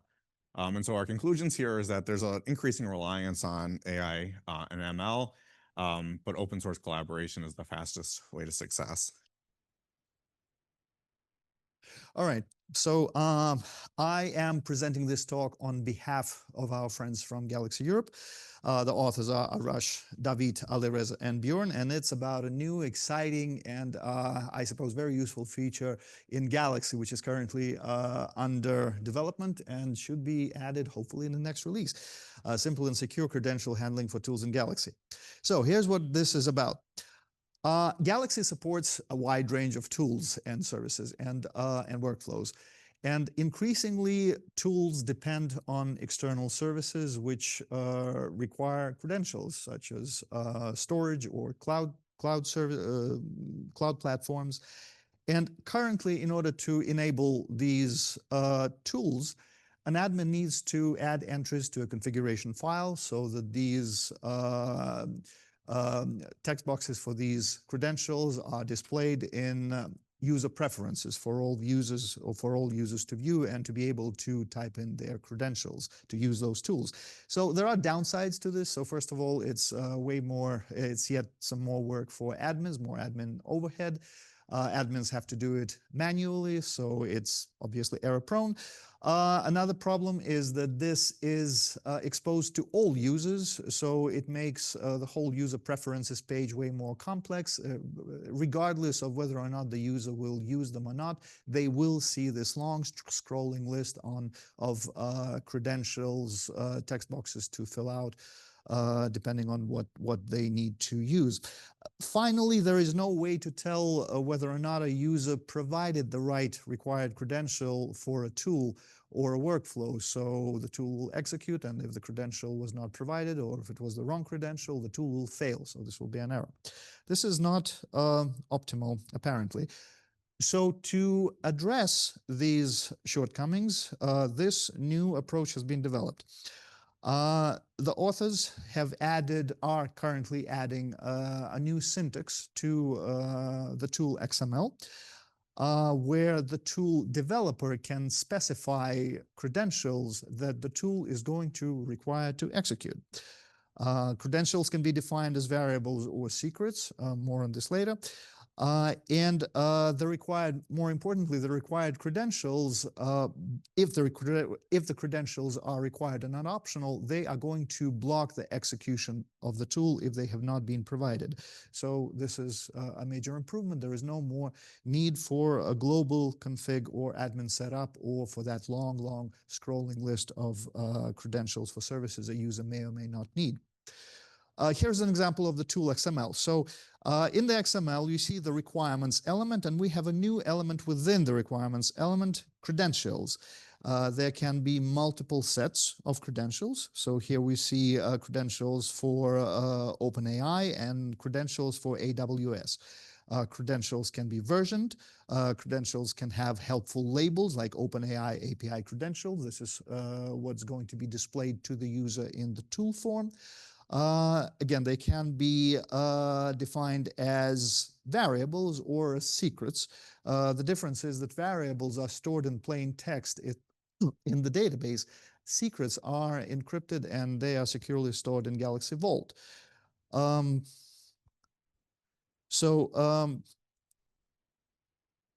Secrets are encrypted and stored in Galaxy's internal vault. Also, they are never sent back to the UI. So once they have been stored in the vault, they are going to be only injected as environment variables for that particular tool which requires them. They are not going to be exposed to other users or to other tools. And of course, this makes it a lot more secret. It prevents accidental exposure. And the whole idea was inspired by GitHub Secrets. This is an example of what a user will see in a tool form. So if a tool requires credentials, a user will be prompted to submit these credentials. So you see that in the orange text box, orange blurb. A user can modify their credentials, and they can have more than one set of credentials for the same service. So for example, you can have a version for test and a version for production, or a different kind of a set of different versions. A user can, of course, go back and remove their credentials when they don't need them anymore, or modify those credentials. Once the credentials have been provided for a tool, the tool is not going to require them to be typed in again and again. It will just display this green friendly blurb informing the user that the tool can be executed. In the workflow editor, is going to be pretty similar. So if a workflow step utilizes a tool that requires credentials, the users will be provided with a visual cue. Like this is one example. Tool requires credentials.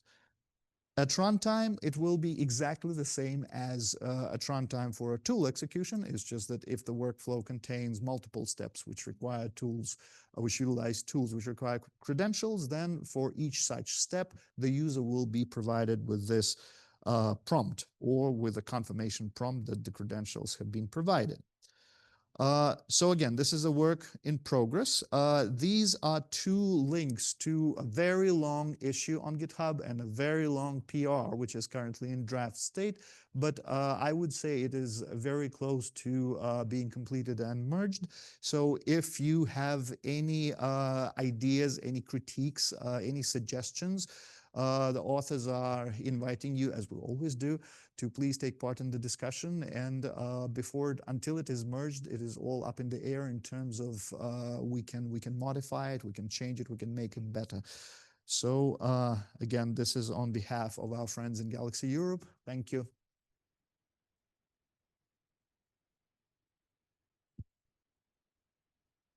Okay, questions for, well, Arash via John, anyway. Yeah. Yes. I got it. I can imagine a scenario where you may want to have a global set of credentials that apply to all of your tools. Is there a way to do that, or at least provide it for like a list of these tools you can? I don't think so. I don't remember this discussion from the issue, but this is definitely something I would encourage you to jot down on the GitHub issue, because this is something they should consider then. Thanks. So let me follow up and ask another question. Do you mean a global for like your account, or global for your Galaxy setup for everybody to use? Okay. Yeah, then I agree with John. For a set of tools, as in there might have been like a tangent discussion on the issue on that one, but unfortunately I don't remember. It's a very long issue. Marius, do you remember? Yeah, right behind you. Or are you going to ask me a difficult question? I guess by extension, I was going to ask that this will grow with complexity. It'd be great to have a dashboard of your credentials somewhere in preferences that's, non-populated if you haven't added any, and a place, because I don't want to have to go and remember which 20 or 30 tools I need to refresh with credentials if something changes. Yeah, that's a good point. That's a good idea. I agree. So yes, I'll add it to the pool. Please. Okay, so hi, I'm Mary, and I'm here today to present to the work we did in the project Ferries. So within this project, we work a lot on Galaxy, and more specifically, the Earth system sciences within Galaxy. So a bit of context about Ferries. So Ferries is a EOSC project, so a European project, and the first goal of Ferries was to build an interdomain architecture for distributed and integrated environmental data. So to do so, the project, that was a project of 3 years and it's ending in August, chose to have 5 different scientific subjects, topics. So these 5 different topics were here to represent the Earth system. So we have coastal water dynamics, Earth critical zone, volcano space observatory, and ocean biogeochemical, and finally marinomics. So each of these 5 scientific use cases had their own needs and their own expectation of what we could do for the data analysis within the Ferries project. So 2 years ago, during the GCC in Brisbane, I presented you the different expectation of these scientific use cases, and we had at the beginning of the project some hope of what we could do with Galaxy for these scientific use cases. So we were hoping to make all of these scientific use cases, each 5 of them, Galaxy enthusiastic. Then we hope that we would be able to expand Galaxy to a brand new community, which is Earth system, and finally to improve Galaxy itself so that it could answer the needs of Galaxy, to answer the needs of the community of Earth system. So as any science, the Earth system science needs accessible, reproducible, and integrative data analysis. And to answer the different data analysis needs that the scientists of a project had, Galaxy seemed to be an adequate solution. So during this 3 years, we accomplished some different steps. So for instance, we implemented over 20 tools on Earth system sciences. About 10 of them are actually interactive ones. Then we implemented 5 mock-up workflow, one for each of the scientific use cases. So what I call mock-up workflow is actually workflow that we build to try to demonstrate the use of Galaxy to these communities. So at the beginning of Fairies, this European project, we went to see each of the 5 scientific use cases, try to understand the needs, and to understand what we could put on Galaxy that would actually be beneficial for them. And starting from there, we built mock-up workflows that had no scientific relevance, but in order to show to them what we could do on Galaxy and how they could use it. So from these 5 mock-up workflows, we were able to actually build 3 real workflows that has scientific relevance. So I will show one of them afterwards. Then we also wrote over 10 trainings and 2 learning pathways, with actually one of these learning pathways explaining how we build the subdomain and how we integrated the different tools in order to have a more restricted tool panel section that would better answer the needs of the sciences, as we don't need all of the bioinformatic tools in there. So this is actually the subdomain which is on Galaxy Europe. So it's earth-system.usegalaxy.eu. And so this is where I put the tool that we added during the 3 years of Fairies.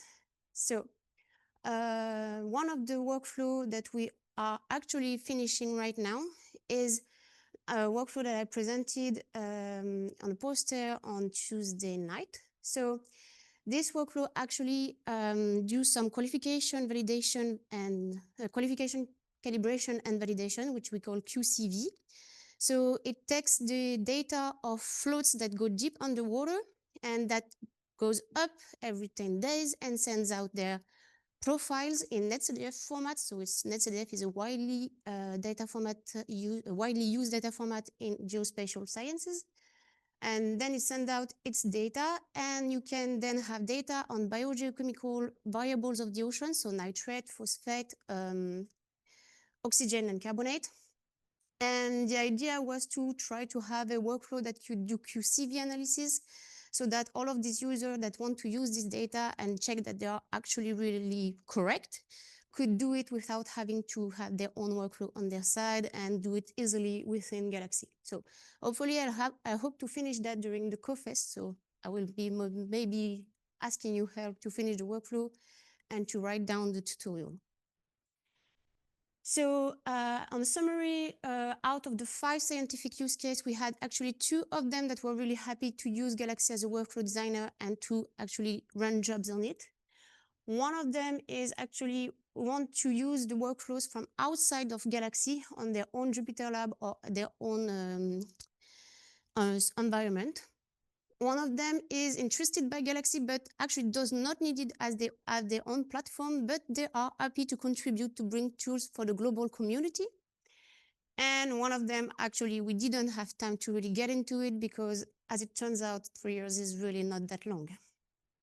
So we also had some issues on the misconceptions of Galaxy. So Galaxy is widely used for bioinformatics. So a lot of our users actually said to us that it was not for them because it's only for bioinformatics. So that's not true.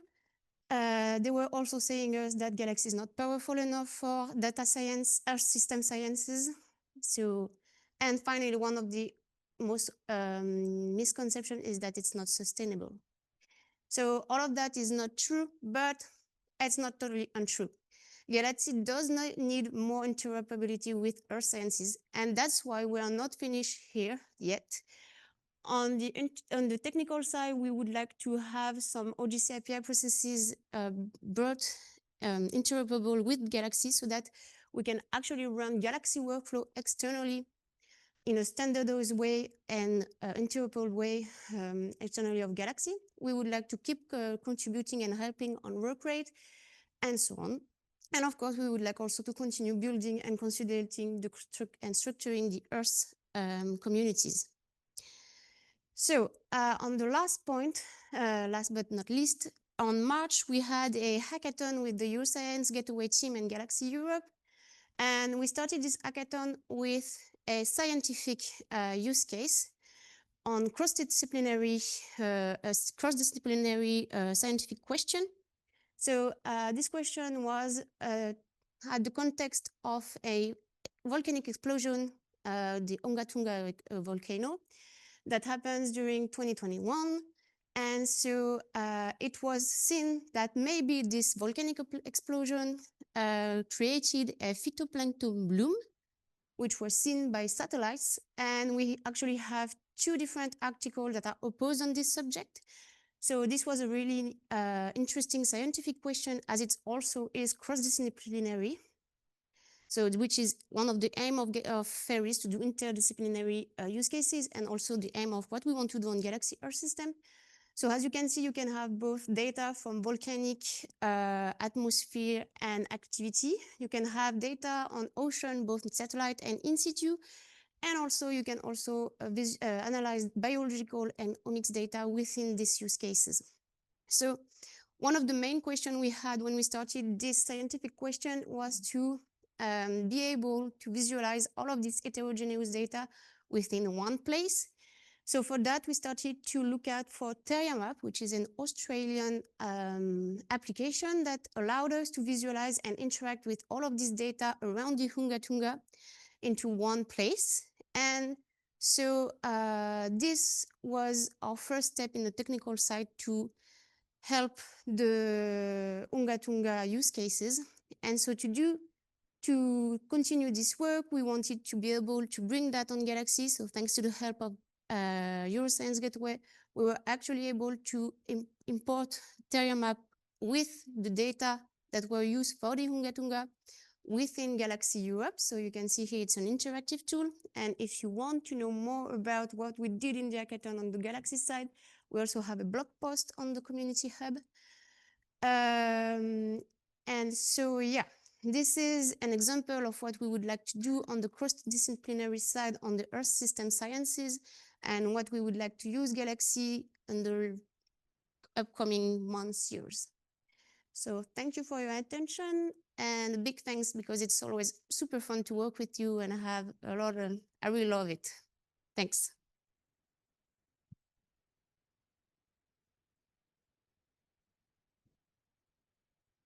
All right, any questions?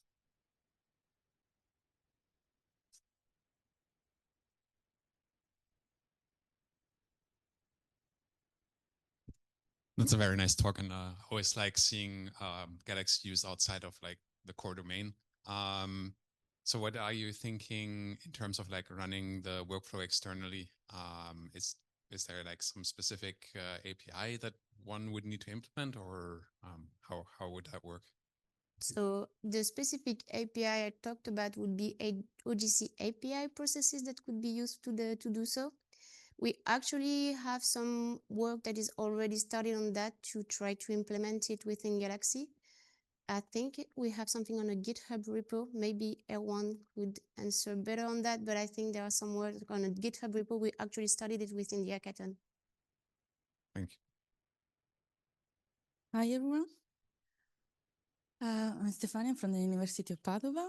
Today, I will talk to you about mitochondria. I don't know how many of you know these little organisms.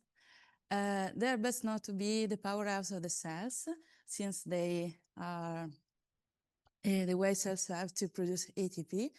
And they are involved also in many different cell signals like lipid metabolism, cell death, inflammation. So they're very important for we. When they do not function properly, they may be involved in several serious diseases. So what would you do to analyze their activities? Maybe the best way would be to perform like pathway analysis on gene expression data. But the problem is that since now we didn't have a way to perform dedicated pathway analysis just on the mitochondrial activities. So we decided to fill this gap developing mitology, a package that allows you to infer and dissect only the mitochondrial activity from gene expression data. So the idea is really simple. First of all, we collected genes whose protein actually are localized inside the mitochondria, that works inside the mitochondria, and also the ancillary genes that are needed for the mitochondrial activities. We collected genes from four different databases, MPI, Mitocarta, MSecDR, and from the gene ontology. And overall, taken together, we obtained almost 3,000 genes. We can see that many of these genes are shared between the four databases, but then also we have several genes that are database specific. So we kept all of them. And then we had to understand with our pathway and gene set to determine the different mitochondrial activities. So first of all, we started from manually curated pathway databases that is provided by Mitocarta.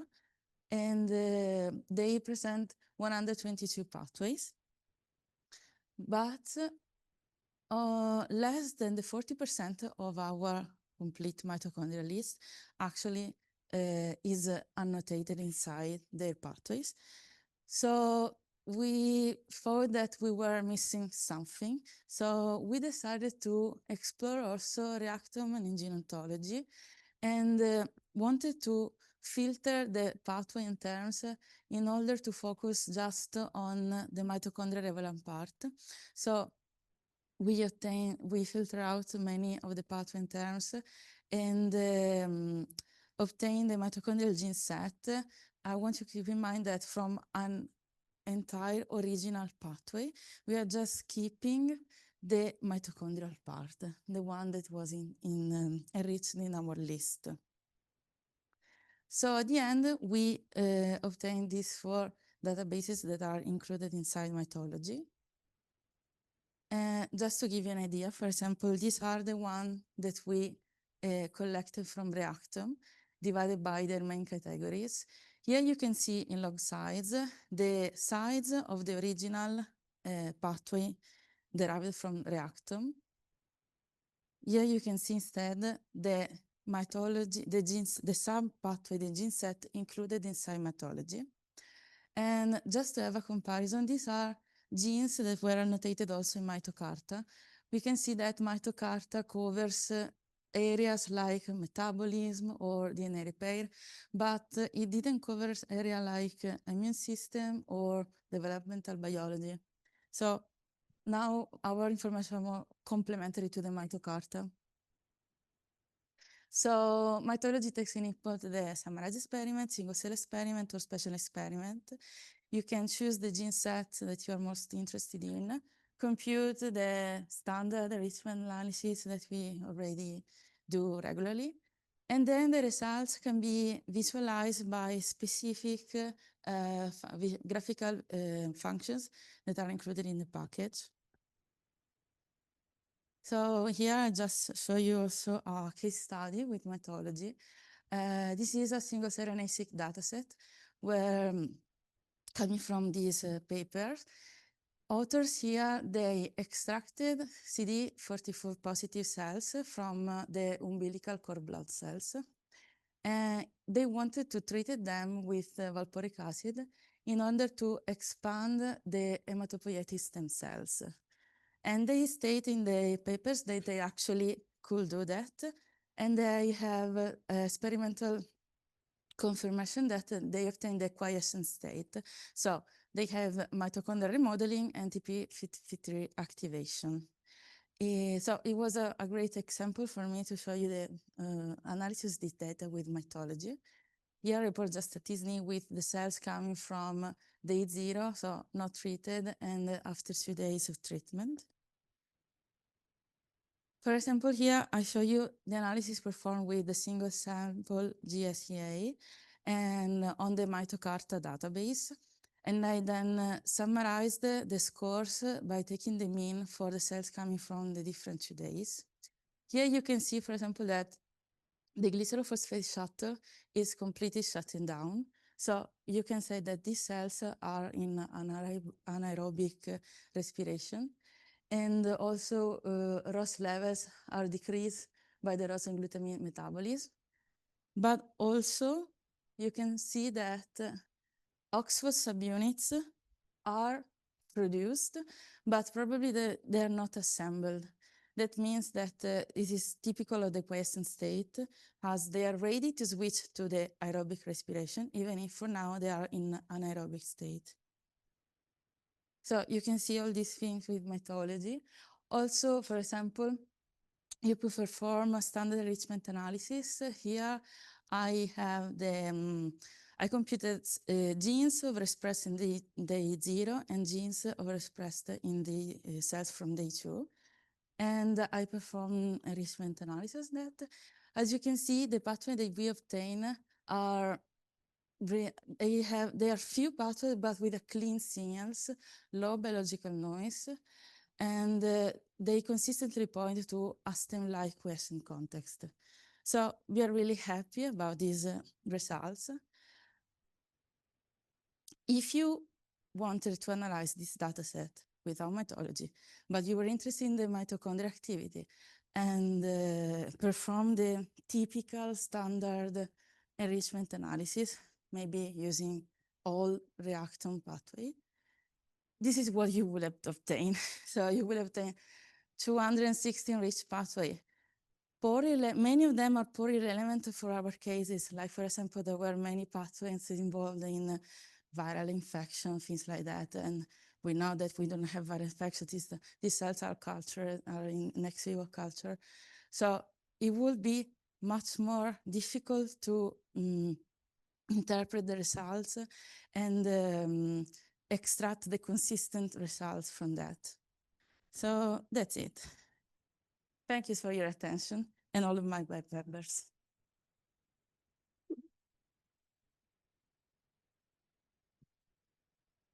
That is a really nice display of that data. That's a really nice job you did there.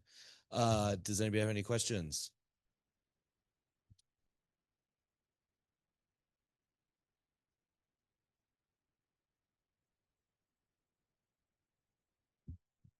Thanks. I want to make sure I'm taking away the right answer to this. It seems like what you're saying is that if we want to understand some of the biology when we're seeing differentially expressed transcripts, just applying the large scale cell, pathway analysis may not be the best approach. If there's something more narrow, then do you think this can generalize do you think you made a clear case for the mitochondria? If you're interested in mitochondria, just look at the pathways that are relevant there.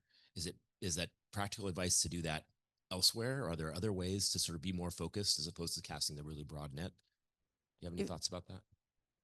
No, I didn't understand. I guess what I'm wondering about is, I think the typical thing that people do is they take all the differentially expressed genes and they feed them into pathway analysis thing and say, oh, there's 5 things that are elevated. But a huge amount of results. Many of them are not completely useless. Yeah.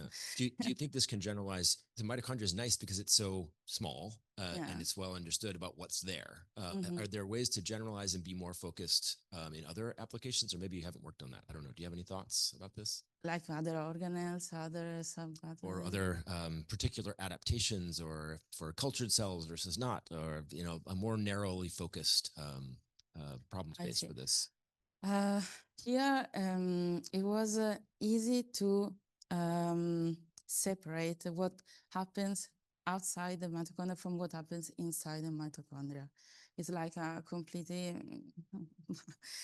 they are the pathway working inside them that are different from what happens outside. So it was easy for us also because there were many databases provided a list of genes working inside them. So it was quite easy to separate them. But for other type of activities, I think it won't be so easy. Yeah. Also, yeah, the reactor, the keg, they are really huge amount of information stored there, and move inside this type of information sometimes is quite impossible. Also, yeah. Or for example, as you see here, okay, I just plot in the dot plot all the enriched pathway for taking a p-value of 0.05. People usually don't do that. They just take like the first 20, but I mean, all of them are actually enriched and are significantly enriched. So you should check all of the 260 then. And if you don't know a priori what you are investigating, it would be really a mess to explore this data. So in this dataset, for me, it was a little bit easier because I took a dataset where I know that I would have seen a mitochondrial remodeling, a change in the mitochondrial activation. But if you want to have a focus on that part, yeah, definitely it would be better to use mitology. All right, thank you very much. So for this one, I'm here to talk to you about galaxy ecology. So I'm here instead of Colin and Yvon to present you what they've done during the last year on galaxy ecology, which is mainly held by the French National Biodiversity Hub. So for those who know Yvon, I will not sing today, so you will have to wait for Yvon to come. And so I am not an expert on that, so bear with me on this presentation. So one of the major updates on 2025 for galaxy ecology was actually the founding article that was published. The major point of this article is the description that what they call atomization generalization framework. So this describes the manner they are using to capture individual research analysis scripts and transform it on generic workflow that can notably globalize biodiversity indicator into analytical workflow. So one of these example of workflow is actually the PEMPA workflow. So this workflow is a suite of data processing scripts to create biodiversity indicators for marine protected areas. And in particular, there is a modeling step via generalized linear model, which allows to produce temporal trends in species abundance at the population or community level. So this workflow can be used for different kind of species. So for instance, here you have example of fish and bats, but it can also be used for birds. And so another founding idea around this is that notably the analytical workflows can be assimilated to input primary variables. So they map heterogeneous data files by these variables, and these workflows are adapted to sampling protocols and are used to produce this kind of data files. So anyone can use the same workflow to produce results in a standardized way for different species, for instance. On another subject, one major recent realization using the Galaxy Ecology Framework was the creation of analytical workflows from Atlantica to produce ecoregions map from invertebrate marine species occurrences data. So this workflow created can be reused to produce ecoregions from fishes occurrences also on other geographical regions. And then we can apply several scenarios. So for instance, here we're changing environmental variables used by the model to see the impact on ecoregion structures. So such a framework, the Galaxy Ecology Initiative, is at the basis of a major worldwide initiative proposing an operationalized way to facilitate production of biodiversity indicators by each national country in the world, and it's all under the hat of GeoBon. So here we're using Galaxy to produce essential biodiversity variables and analytical workflow to produce indicators from genetic to ecosystems data. We also provide tutorial using Galaxy training network infrastructure, starting by biodiversity data exploration. Then we can go to genetic compositions, then species population, species traits, and finally on community composition. So we then developed tools, workflows, and tutorials also related to ecosystem functioning using satellite remote sensing data. And finally, there were some materials developed for ecosystem structure indicators. So ecology is actually one of the Galaxy scientific topic with the most tutorials. Actually, currently there are 27 tutorials on data and metadata, management data access, preprocessing, visualization, and analysis. So thanks to Galaxy Ecology, the Galaxy Ecology Initiative, we are developing or reusing Galaxy tools, workflows, and functionalities for citizen science, with a particular emphasis with crowdsourcing activity and media annotation. So related to the media annotation, but not only, we are also using Galaxy to see if we can help researchers from the domain to understand how to use and actually use the AI tools and workflows. So for now, we are in the testing phase of the capabilities of these existing tools to reproduce ecology analysis, and in the upcoming months, adapting or creating new tools to research use cases. So more recently, during still ongoing internships, we were establishing and testing a two-way approach to propose new functionalities to researchers on Galaxy.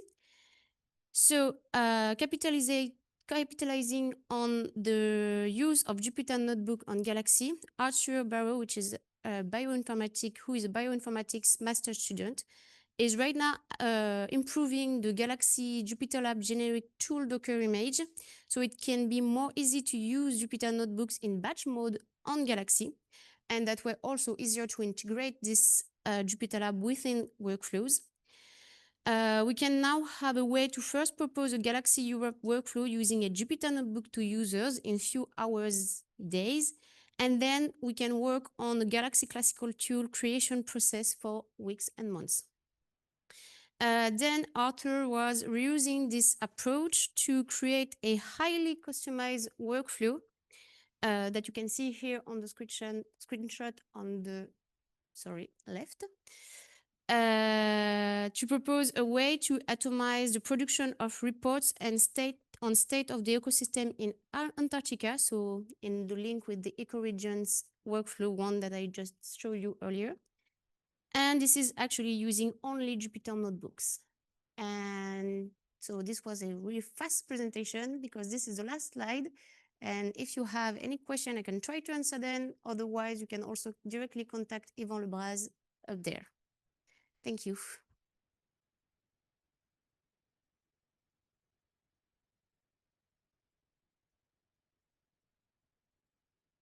All right, I'll make it to you.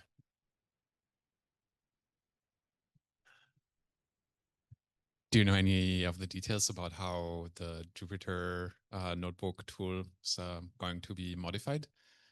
Oh, so sorry, I didn't hear. I mean, it sounds like you want to improve the batch execution of the Jupyter notebook. Yeah.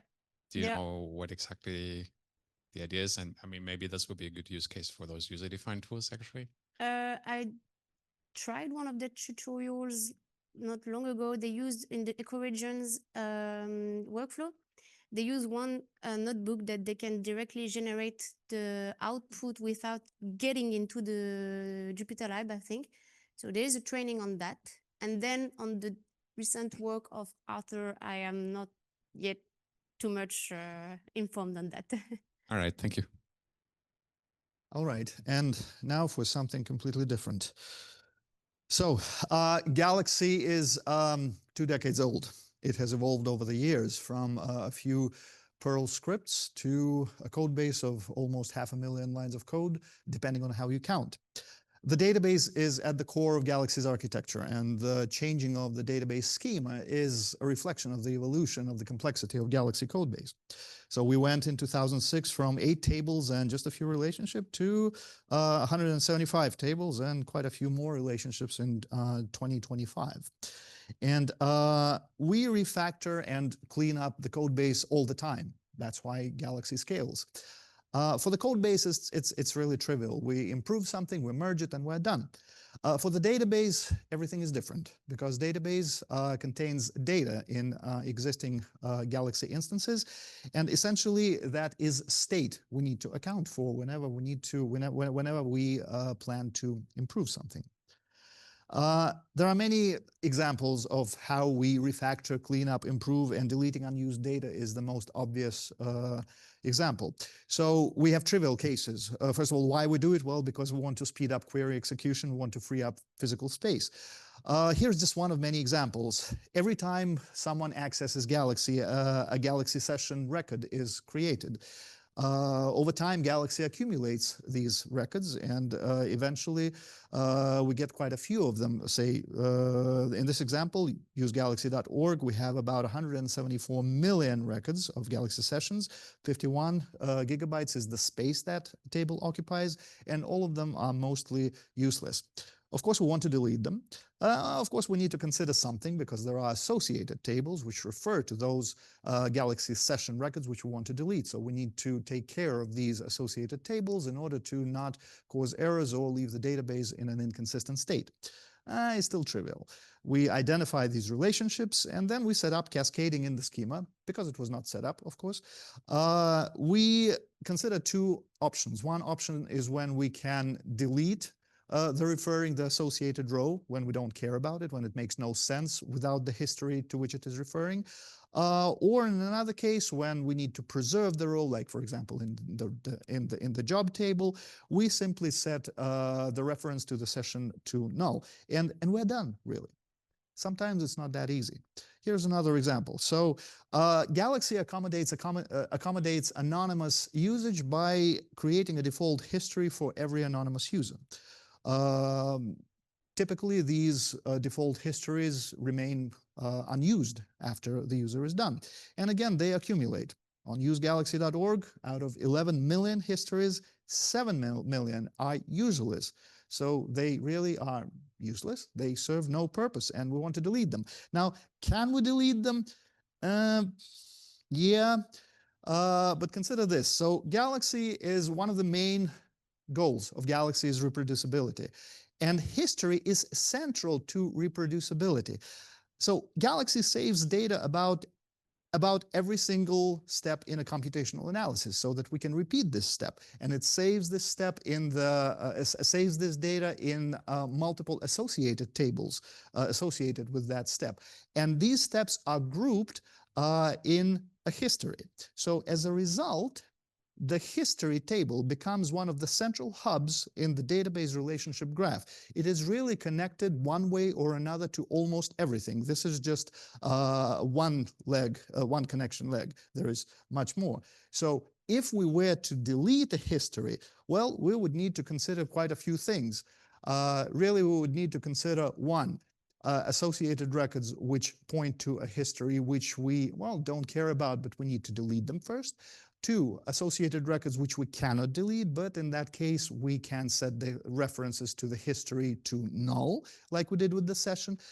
3, we have a third type of references, associated records, which we cannot really touch, because that would break the referential integrity and internal logic in half of Galaxy.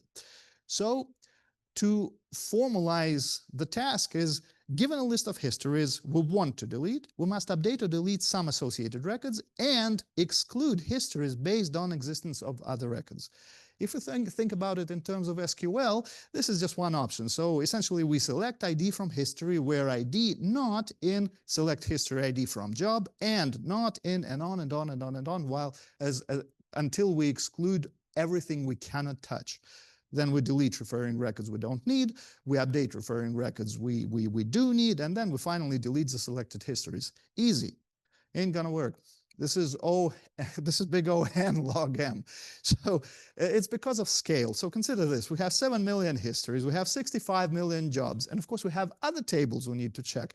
And yeah, everything is indexed, but still, log of 65 million is 25. So you have 175 million queries just to check for history IDs in the job table before we can even select the histories to delete.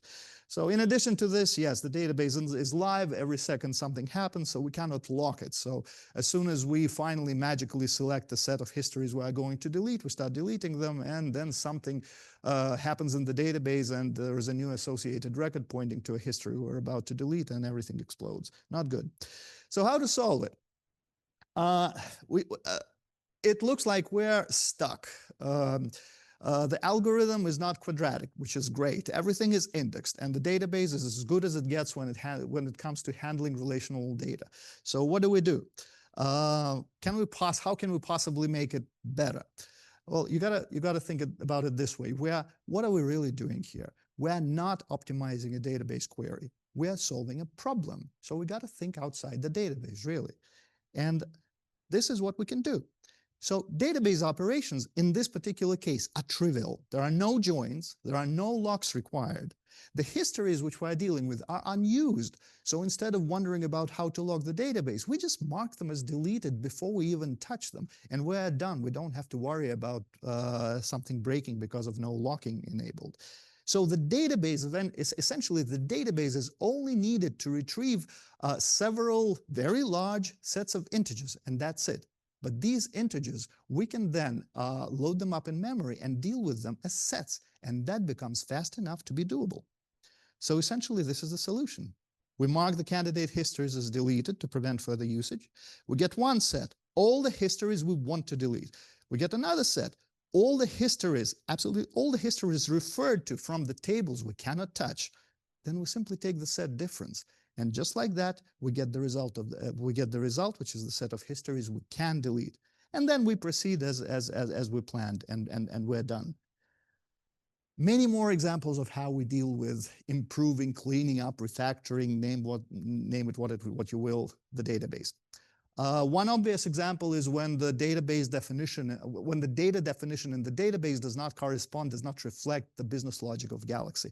In most cases, we end up adding a constraint, and that comes with strings attached. So most common case, before adding the constraint, you need to generate the missing data. Sometimes it's trivial, like, hey, the username field didn't have a not null constraint. So we had null values which were wreaking havoc in Galaxy. So we added a not null constraint, and before applying the constraint, we simply generated missing values by using the user's email. That's trivial. Another example, not so trivial, add unique constraints to username and emails. So we have duplicate records. We have duplicate emails in the user table, duplicate usernames in the user table. Problem. First, how do you generate first of all, you cannot delete a duplicate record from the user table, because user table, it is central to the entire database schema. It's much worse than the history. You cannot touch it. You have to deduplicate it, but if you deduplicate an email value, say you generate another email address, but what is it? Who can use it? Nobody. And also, if you have several duplicate user records, how do you determine which one is new and which one is a duplicate we need to deduplicate? So of course we can do it. Of course we use clever heuristics to determine it. So the point is not it's impossible, but it's non-trivial, and you have to consider it. And of course the data migration is one way and requires downtime to avoid transaction log. You have to test it all. These migrations are very, very dangerous, because say you touch the user table, you make an error, you kill the user table. Problem with testing, not so easy, because the testing infrastructure would require loading invalid data into a database which no longer permits it. So we had to build a new testing infrastructure which enabled us to run migrations within the scope of a single test, to downgrade the database, load the bad data, fix the bad data, run the migrations, and then validate that it really did what we expected. So in summary, don't fix if it ain't broken. So can we just leave it? It's just a refactoring. We can, what could possibly go wrong? This, The number of user group associations entries for Galaxy Australia's most populous user group increased from 3,000 to 19,000 in the space of 10 minutes. Yeah. Expected behavior: if a user group association exists for user and group X and Y, another one should not be created. Well, the key, of course, here is click save a few times. So a case of missing constraints and faulty UI. I know I'm over time. Give me just a few more seconds. Thank you. So the cause is clicking the save button repeatedly. Root causes: well, 1, no unique constraints preventing duplicate associations. 2, creation of records is very slow, so we keep clicking save, save, save, save. And most importantly, operation is not atomic, so indeterminate outcome. Not atomic meaning, I'm not going over all this, but this is what happens on every single click. For each user, we select a user, we select a user, we select a role, another role, then we delete an association, another association, on and on and on and on. If we were to simulate adding 1,000 users to a group, and we already had 10 user group associations and 10 group role associations and 100 user group associations, which is perfectly normal. Just from one save, once clicking that button, we would get 1,100 transactions with 2,000 statements. Click it several times and you'll get all kind of values. It can be 19,000 records, it can be 25,000 records, doesn't matter. So the fix is very simple. We add the constraint, we optimize the data access logic, we use batch insert, and instead of this horrible, horrible thing, we get 1 transaction, 2 delete and 2 insert statements, everybody's happy, problem solved. Lessons learned, that's what we learned. Deleting all data at scale is hard, so we'll have to prepare to think outside of optimizing the database, think algorithms, think data structures. Log linear ain't gonna cut it. Linear is bad, you have to do constant time. Plan for database downtime quite often. Data migrations are one way. You should never ungenerate a generated username after you've shown it to a user. Testing is essential and is, again, not trivial, requires separate infrastructure. It pays to design the database schema up front the right way, and refactoring the database schema is a pain, but it is absolutely worth it. Thank you. Sorry for going over time.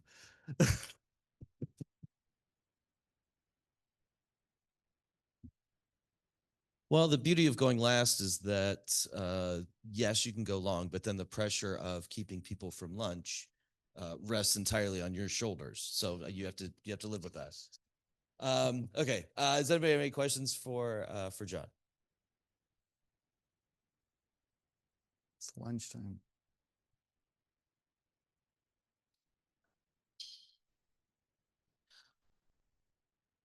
You said in the very lessons learned that pays to design the database schema the right way up front. And that's very common advice, but you kind of have to, as things grow and as things scale, you have to keep redesigning it. Are there any hard rules that you would say if you're working with something, again, that's going to be from a few Perl scripts to something at the scale of Galaxy, that these are the things that you need to make sure that you start, if you're starting now, should be there in your schema up front compared to doing that later? Just a general principle. When it comes to databases, you deal with state, which is going to bite you over and over again. So I would say don't leave technical debt. With code, it is possible. We have a feature which is urgent. We need to roll it out. We'll add the testing later. We'll add the hardening later. With a database, adding hardening is a huge pain, as I showed. So that would be the only thing I would say, which is a general principle applying to everything. Everything else probably would be from any introductory database class where you must have referential integrity. You must, if it makes sense that if you have a record, if you have a table referring to another record, it has to be a foreign key. If a field makes no sense as being empty, add a constraint, not null constraint. If you have a field which is called username, make it unique. even if you don't plan on, bad things happening. A username, makes no sense to have two identical usernames. So common sense kind of things, and most importantly, don't leave technical debt. That's my opinion. Thank you. All right. Thank you, John. And let's thank all of our speakers again. And we're going to keep you from that just a little bit longer. So just to put things in perspective, the Bioconductor project has been going on for about 23 years now. Galaxy just celebrated its 20 years. I know that's sentimental for a lot of people. Also from the perspective of students and people who have come later to the project. I was in primary school when Bioconductor started. I was just starting middle school when Galaxy started. Fast forward a few years, at 13, I was playing an online game, wrote my first code in like VBA macros to analyze a spreadsheet in Excel of like 150,000 rows from an online game just to make some fun stats. Wish I would have known about Galaxy then, because it did exist. Fast forward a few more years, I'm in college. My first PI from Galaxy, Nancy and Keith, took a chance on me, hired me as a research assistant. I came into the Galaxy community, and here we are a decade later with Bioconductor and Galaxy in the same room. And I love that this happened. I hope it was great for everyone. I hope the two communities will continue to talk. And yeah, I hope everybody liked the joint conference. And yeah, so on that note, there's a feedback survey. Tell us what you liked, tell us what you didn't like, tell us what you would have liked to see, tell us the best parts and the worst parts. We will read every single one. This conference organizing committee started talking about this conference about 9 months ago. We have read every feedback from conferences before. We take them seriously. We want this to be as good as possible for everyone involved. So we're going to keep mentioning that, and please fill it out. So thanks all for the people who were here, all the people who were virtual. This couldn't happen without you. Thanks for coming. Thanks for presenting your talks and your work and your science and your tech. And thank you to the organizing team, Erica and Jen. Thank you. Erica from the Bioconductor side and Jen from the Galaxy side have really championed all of this, have made all of us from both teams be on top of things and make this happen. So they are the real superstars from the organizing committee who did a lot of the work. And of course, everyone else on the scientific committee who reviewed all the abstracts, who made the choices and decided how the program should look. A huge thank you to everybody at Cold Spring Harbor for hosting us. So especially Mary, Kelly, Wendy, and David, but also all the staff members, the AV team that has put up with last-minute changes sometimes, the IT team that helped us debug internet problems, the catering team, and all the other teams at Cold Spring Harbor that made this happen and make this as comfortable for all of us to enjoy and talk to each other about cool things. Okay, so one fun activity that we had throughout the conference was there's this scavenger hunt where you had an opportunity to kind of explore the campus here and hunt down some of these clues. So there were a total of 11 different clues. So we'll kind of very quickly review the solutions here. So number one was this awesome double helix statue kind of out by the waterfront. Number two is this, I don't know, Stegosaurus sculpture on campus here. Number three was another beautiful piece of art. Four was, I think it's called the Waltz of the Polypeptides up by Dolan. We have this very interesting sculpture here, the sphere on the water side. Take a selfie with one of the scientific organizers. Find a goose. Get this really nice, kind of cool shot on the hillside by the cafe. find the trolley. And then last but not least was our friend, the eagle. This is actually a very historical place. This is where Crick and Watson first announced they had discovered the secret of life. We have a replica here on campus. Okay, and the winners are runner-up. Cohen, congratulations. Is Cohen here? Congratulations, runner-up. And then I think for the awardees, there's a few special prizes. Does that include the runner-up? Okay. All right. Woo! All right.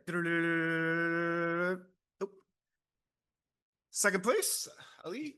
Come on up. We got some good prizes for you.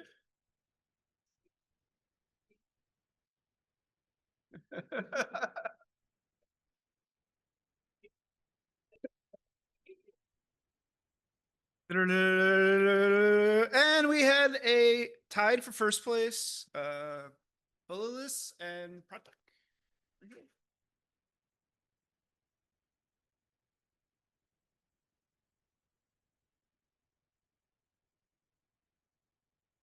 Awesome, awesome. Congratulations all. Hopefully that was a fun adventure to tour the campus. Congratulations. Okay, just a couple quick housekeeping and summaries. I don't know, Alex, you want to read this? Sure. So this is a little bit of stats. We had 132 in-person people here. We had about 100 virtual attendees, 3 keynote talks, 10 workshops, 53 people who presented. Thank you, everyone. And shout out to the 39 people, especially students who are here on scholarships. Also, if you're hiring or looking for a job, talk to each other before you leave. A little bit of acknowledgement for the Bioconductor workshops. So thank you to the entire team and stack that makes this possible. So NSF Access for giving us an allocation, Jetstream 2 for the compute, all the open source stack from OpenStack and Kubernetes to manage the infrastructure, the Genomics Virtual Lab that deploys it, Galaxy, which runs the actual workshop instance, and then our studio in which you actually do the workshops. There are hundreds of people working on all these projects. That's the beautiful thing about open source. Again, give us your feedback. There's a tiny URL, so you can scan the QR code now. You can memorize the tiny URL and do it in your Uber or bus or shuttle to the CoFest. If you want to see recordings from GBCC, they will be available on both the Bioconductor and Galaxy YouTube channels the summer around late August. So if you thought there's this awesome talk that you want to share with one of your colleagues or someone else, look for that and share them. And keep in touch. So the GBCC Slack will stay open for a bit. You can, if you met someone that you want to stay in touch with, hit them up and maybe get other contact information. Look for future events for either Bioconductor or Galaxy on our websites. And if you want to keep in touch with the communities, Bioconductor and Galaxy both have chats where you can talk to the team itself, you can talk to other members of the community, and you can keep this going. Again, there's going to be a post-conference email. It will remind you about the survey again. Please fill it up. If you want to get a certificate of participation, there will also be instructions on how to get that. So there's a Shiny app that's developed by Marcel and the Bioconductor team that will help you self-generate the certificate. So you'll get an email with screenshots and instructions on how to do that. As you met everyone here, remember, don't code alone. Stay in a community, talk to people, share your code. None of, or most of what we do here would not be possible without open source and people wanting to collaborate and work together. And for the people staying, CoFest will be tomorrow and Saturday. There will be shuttles.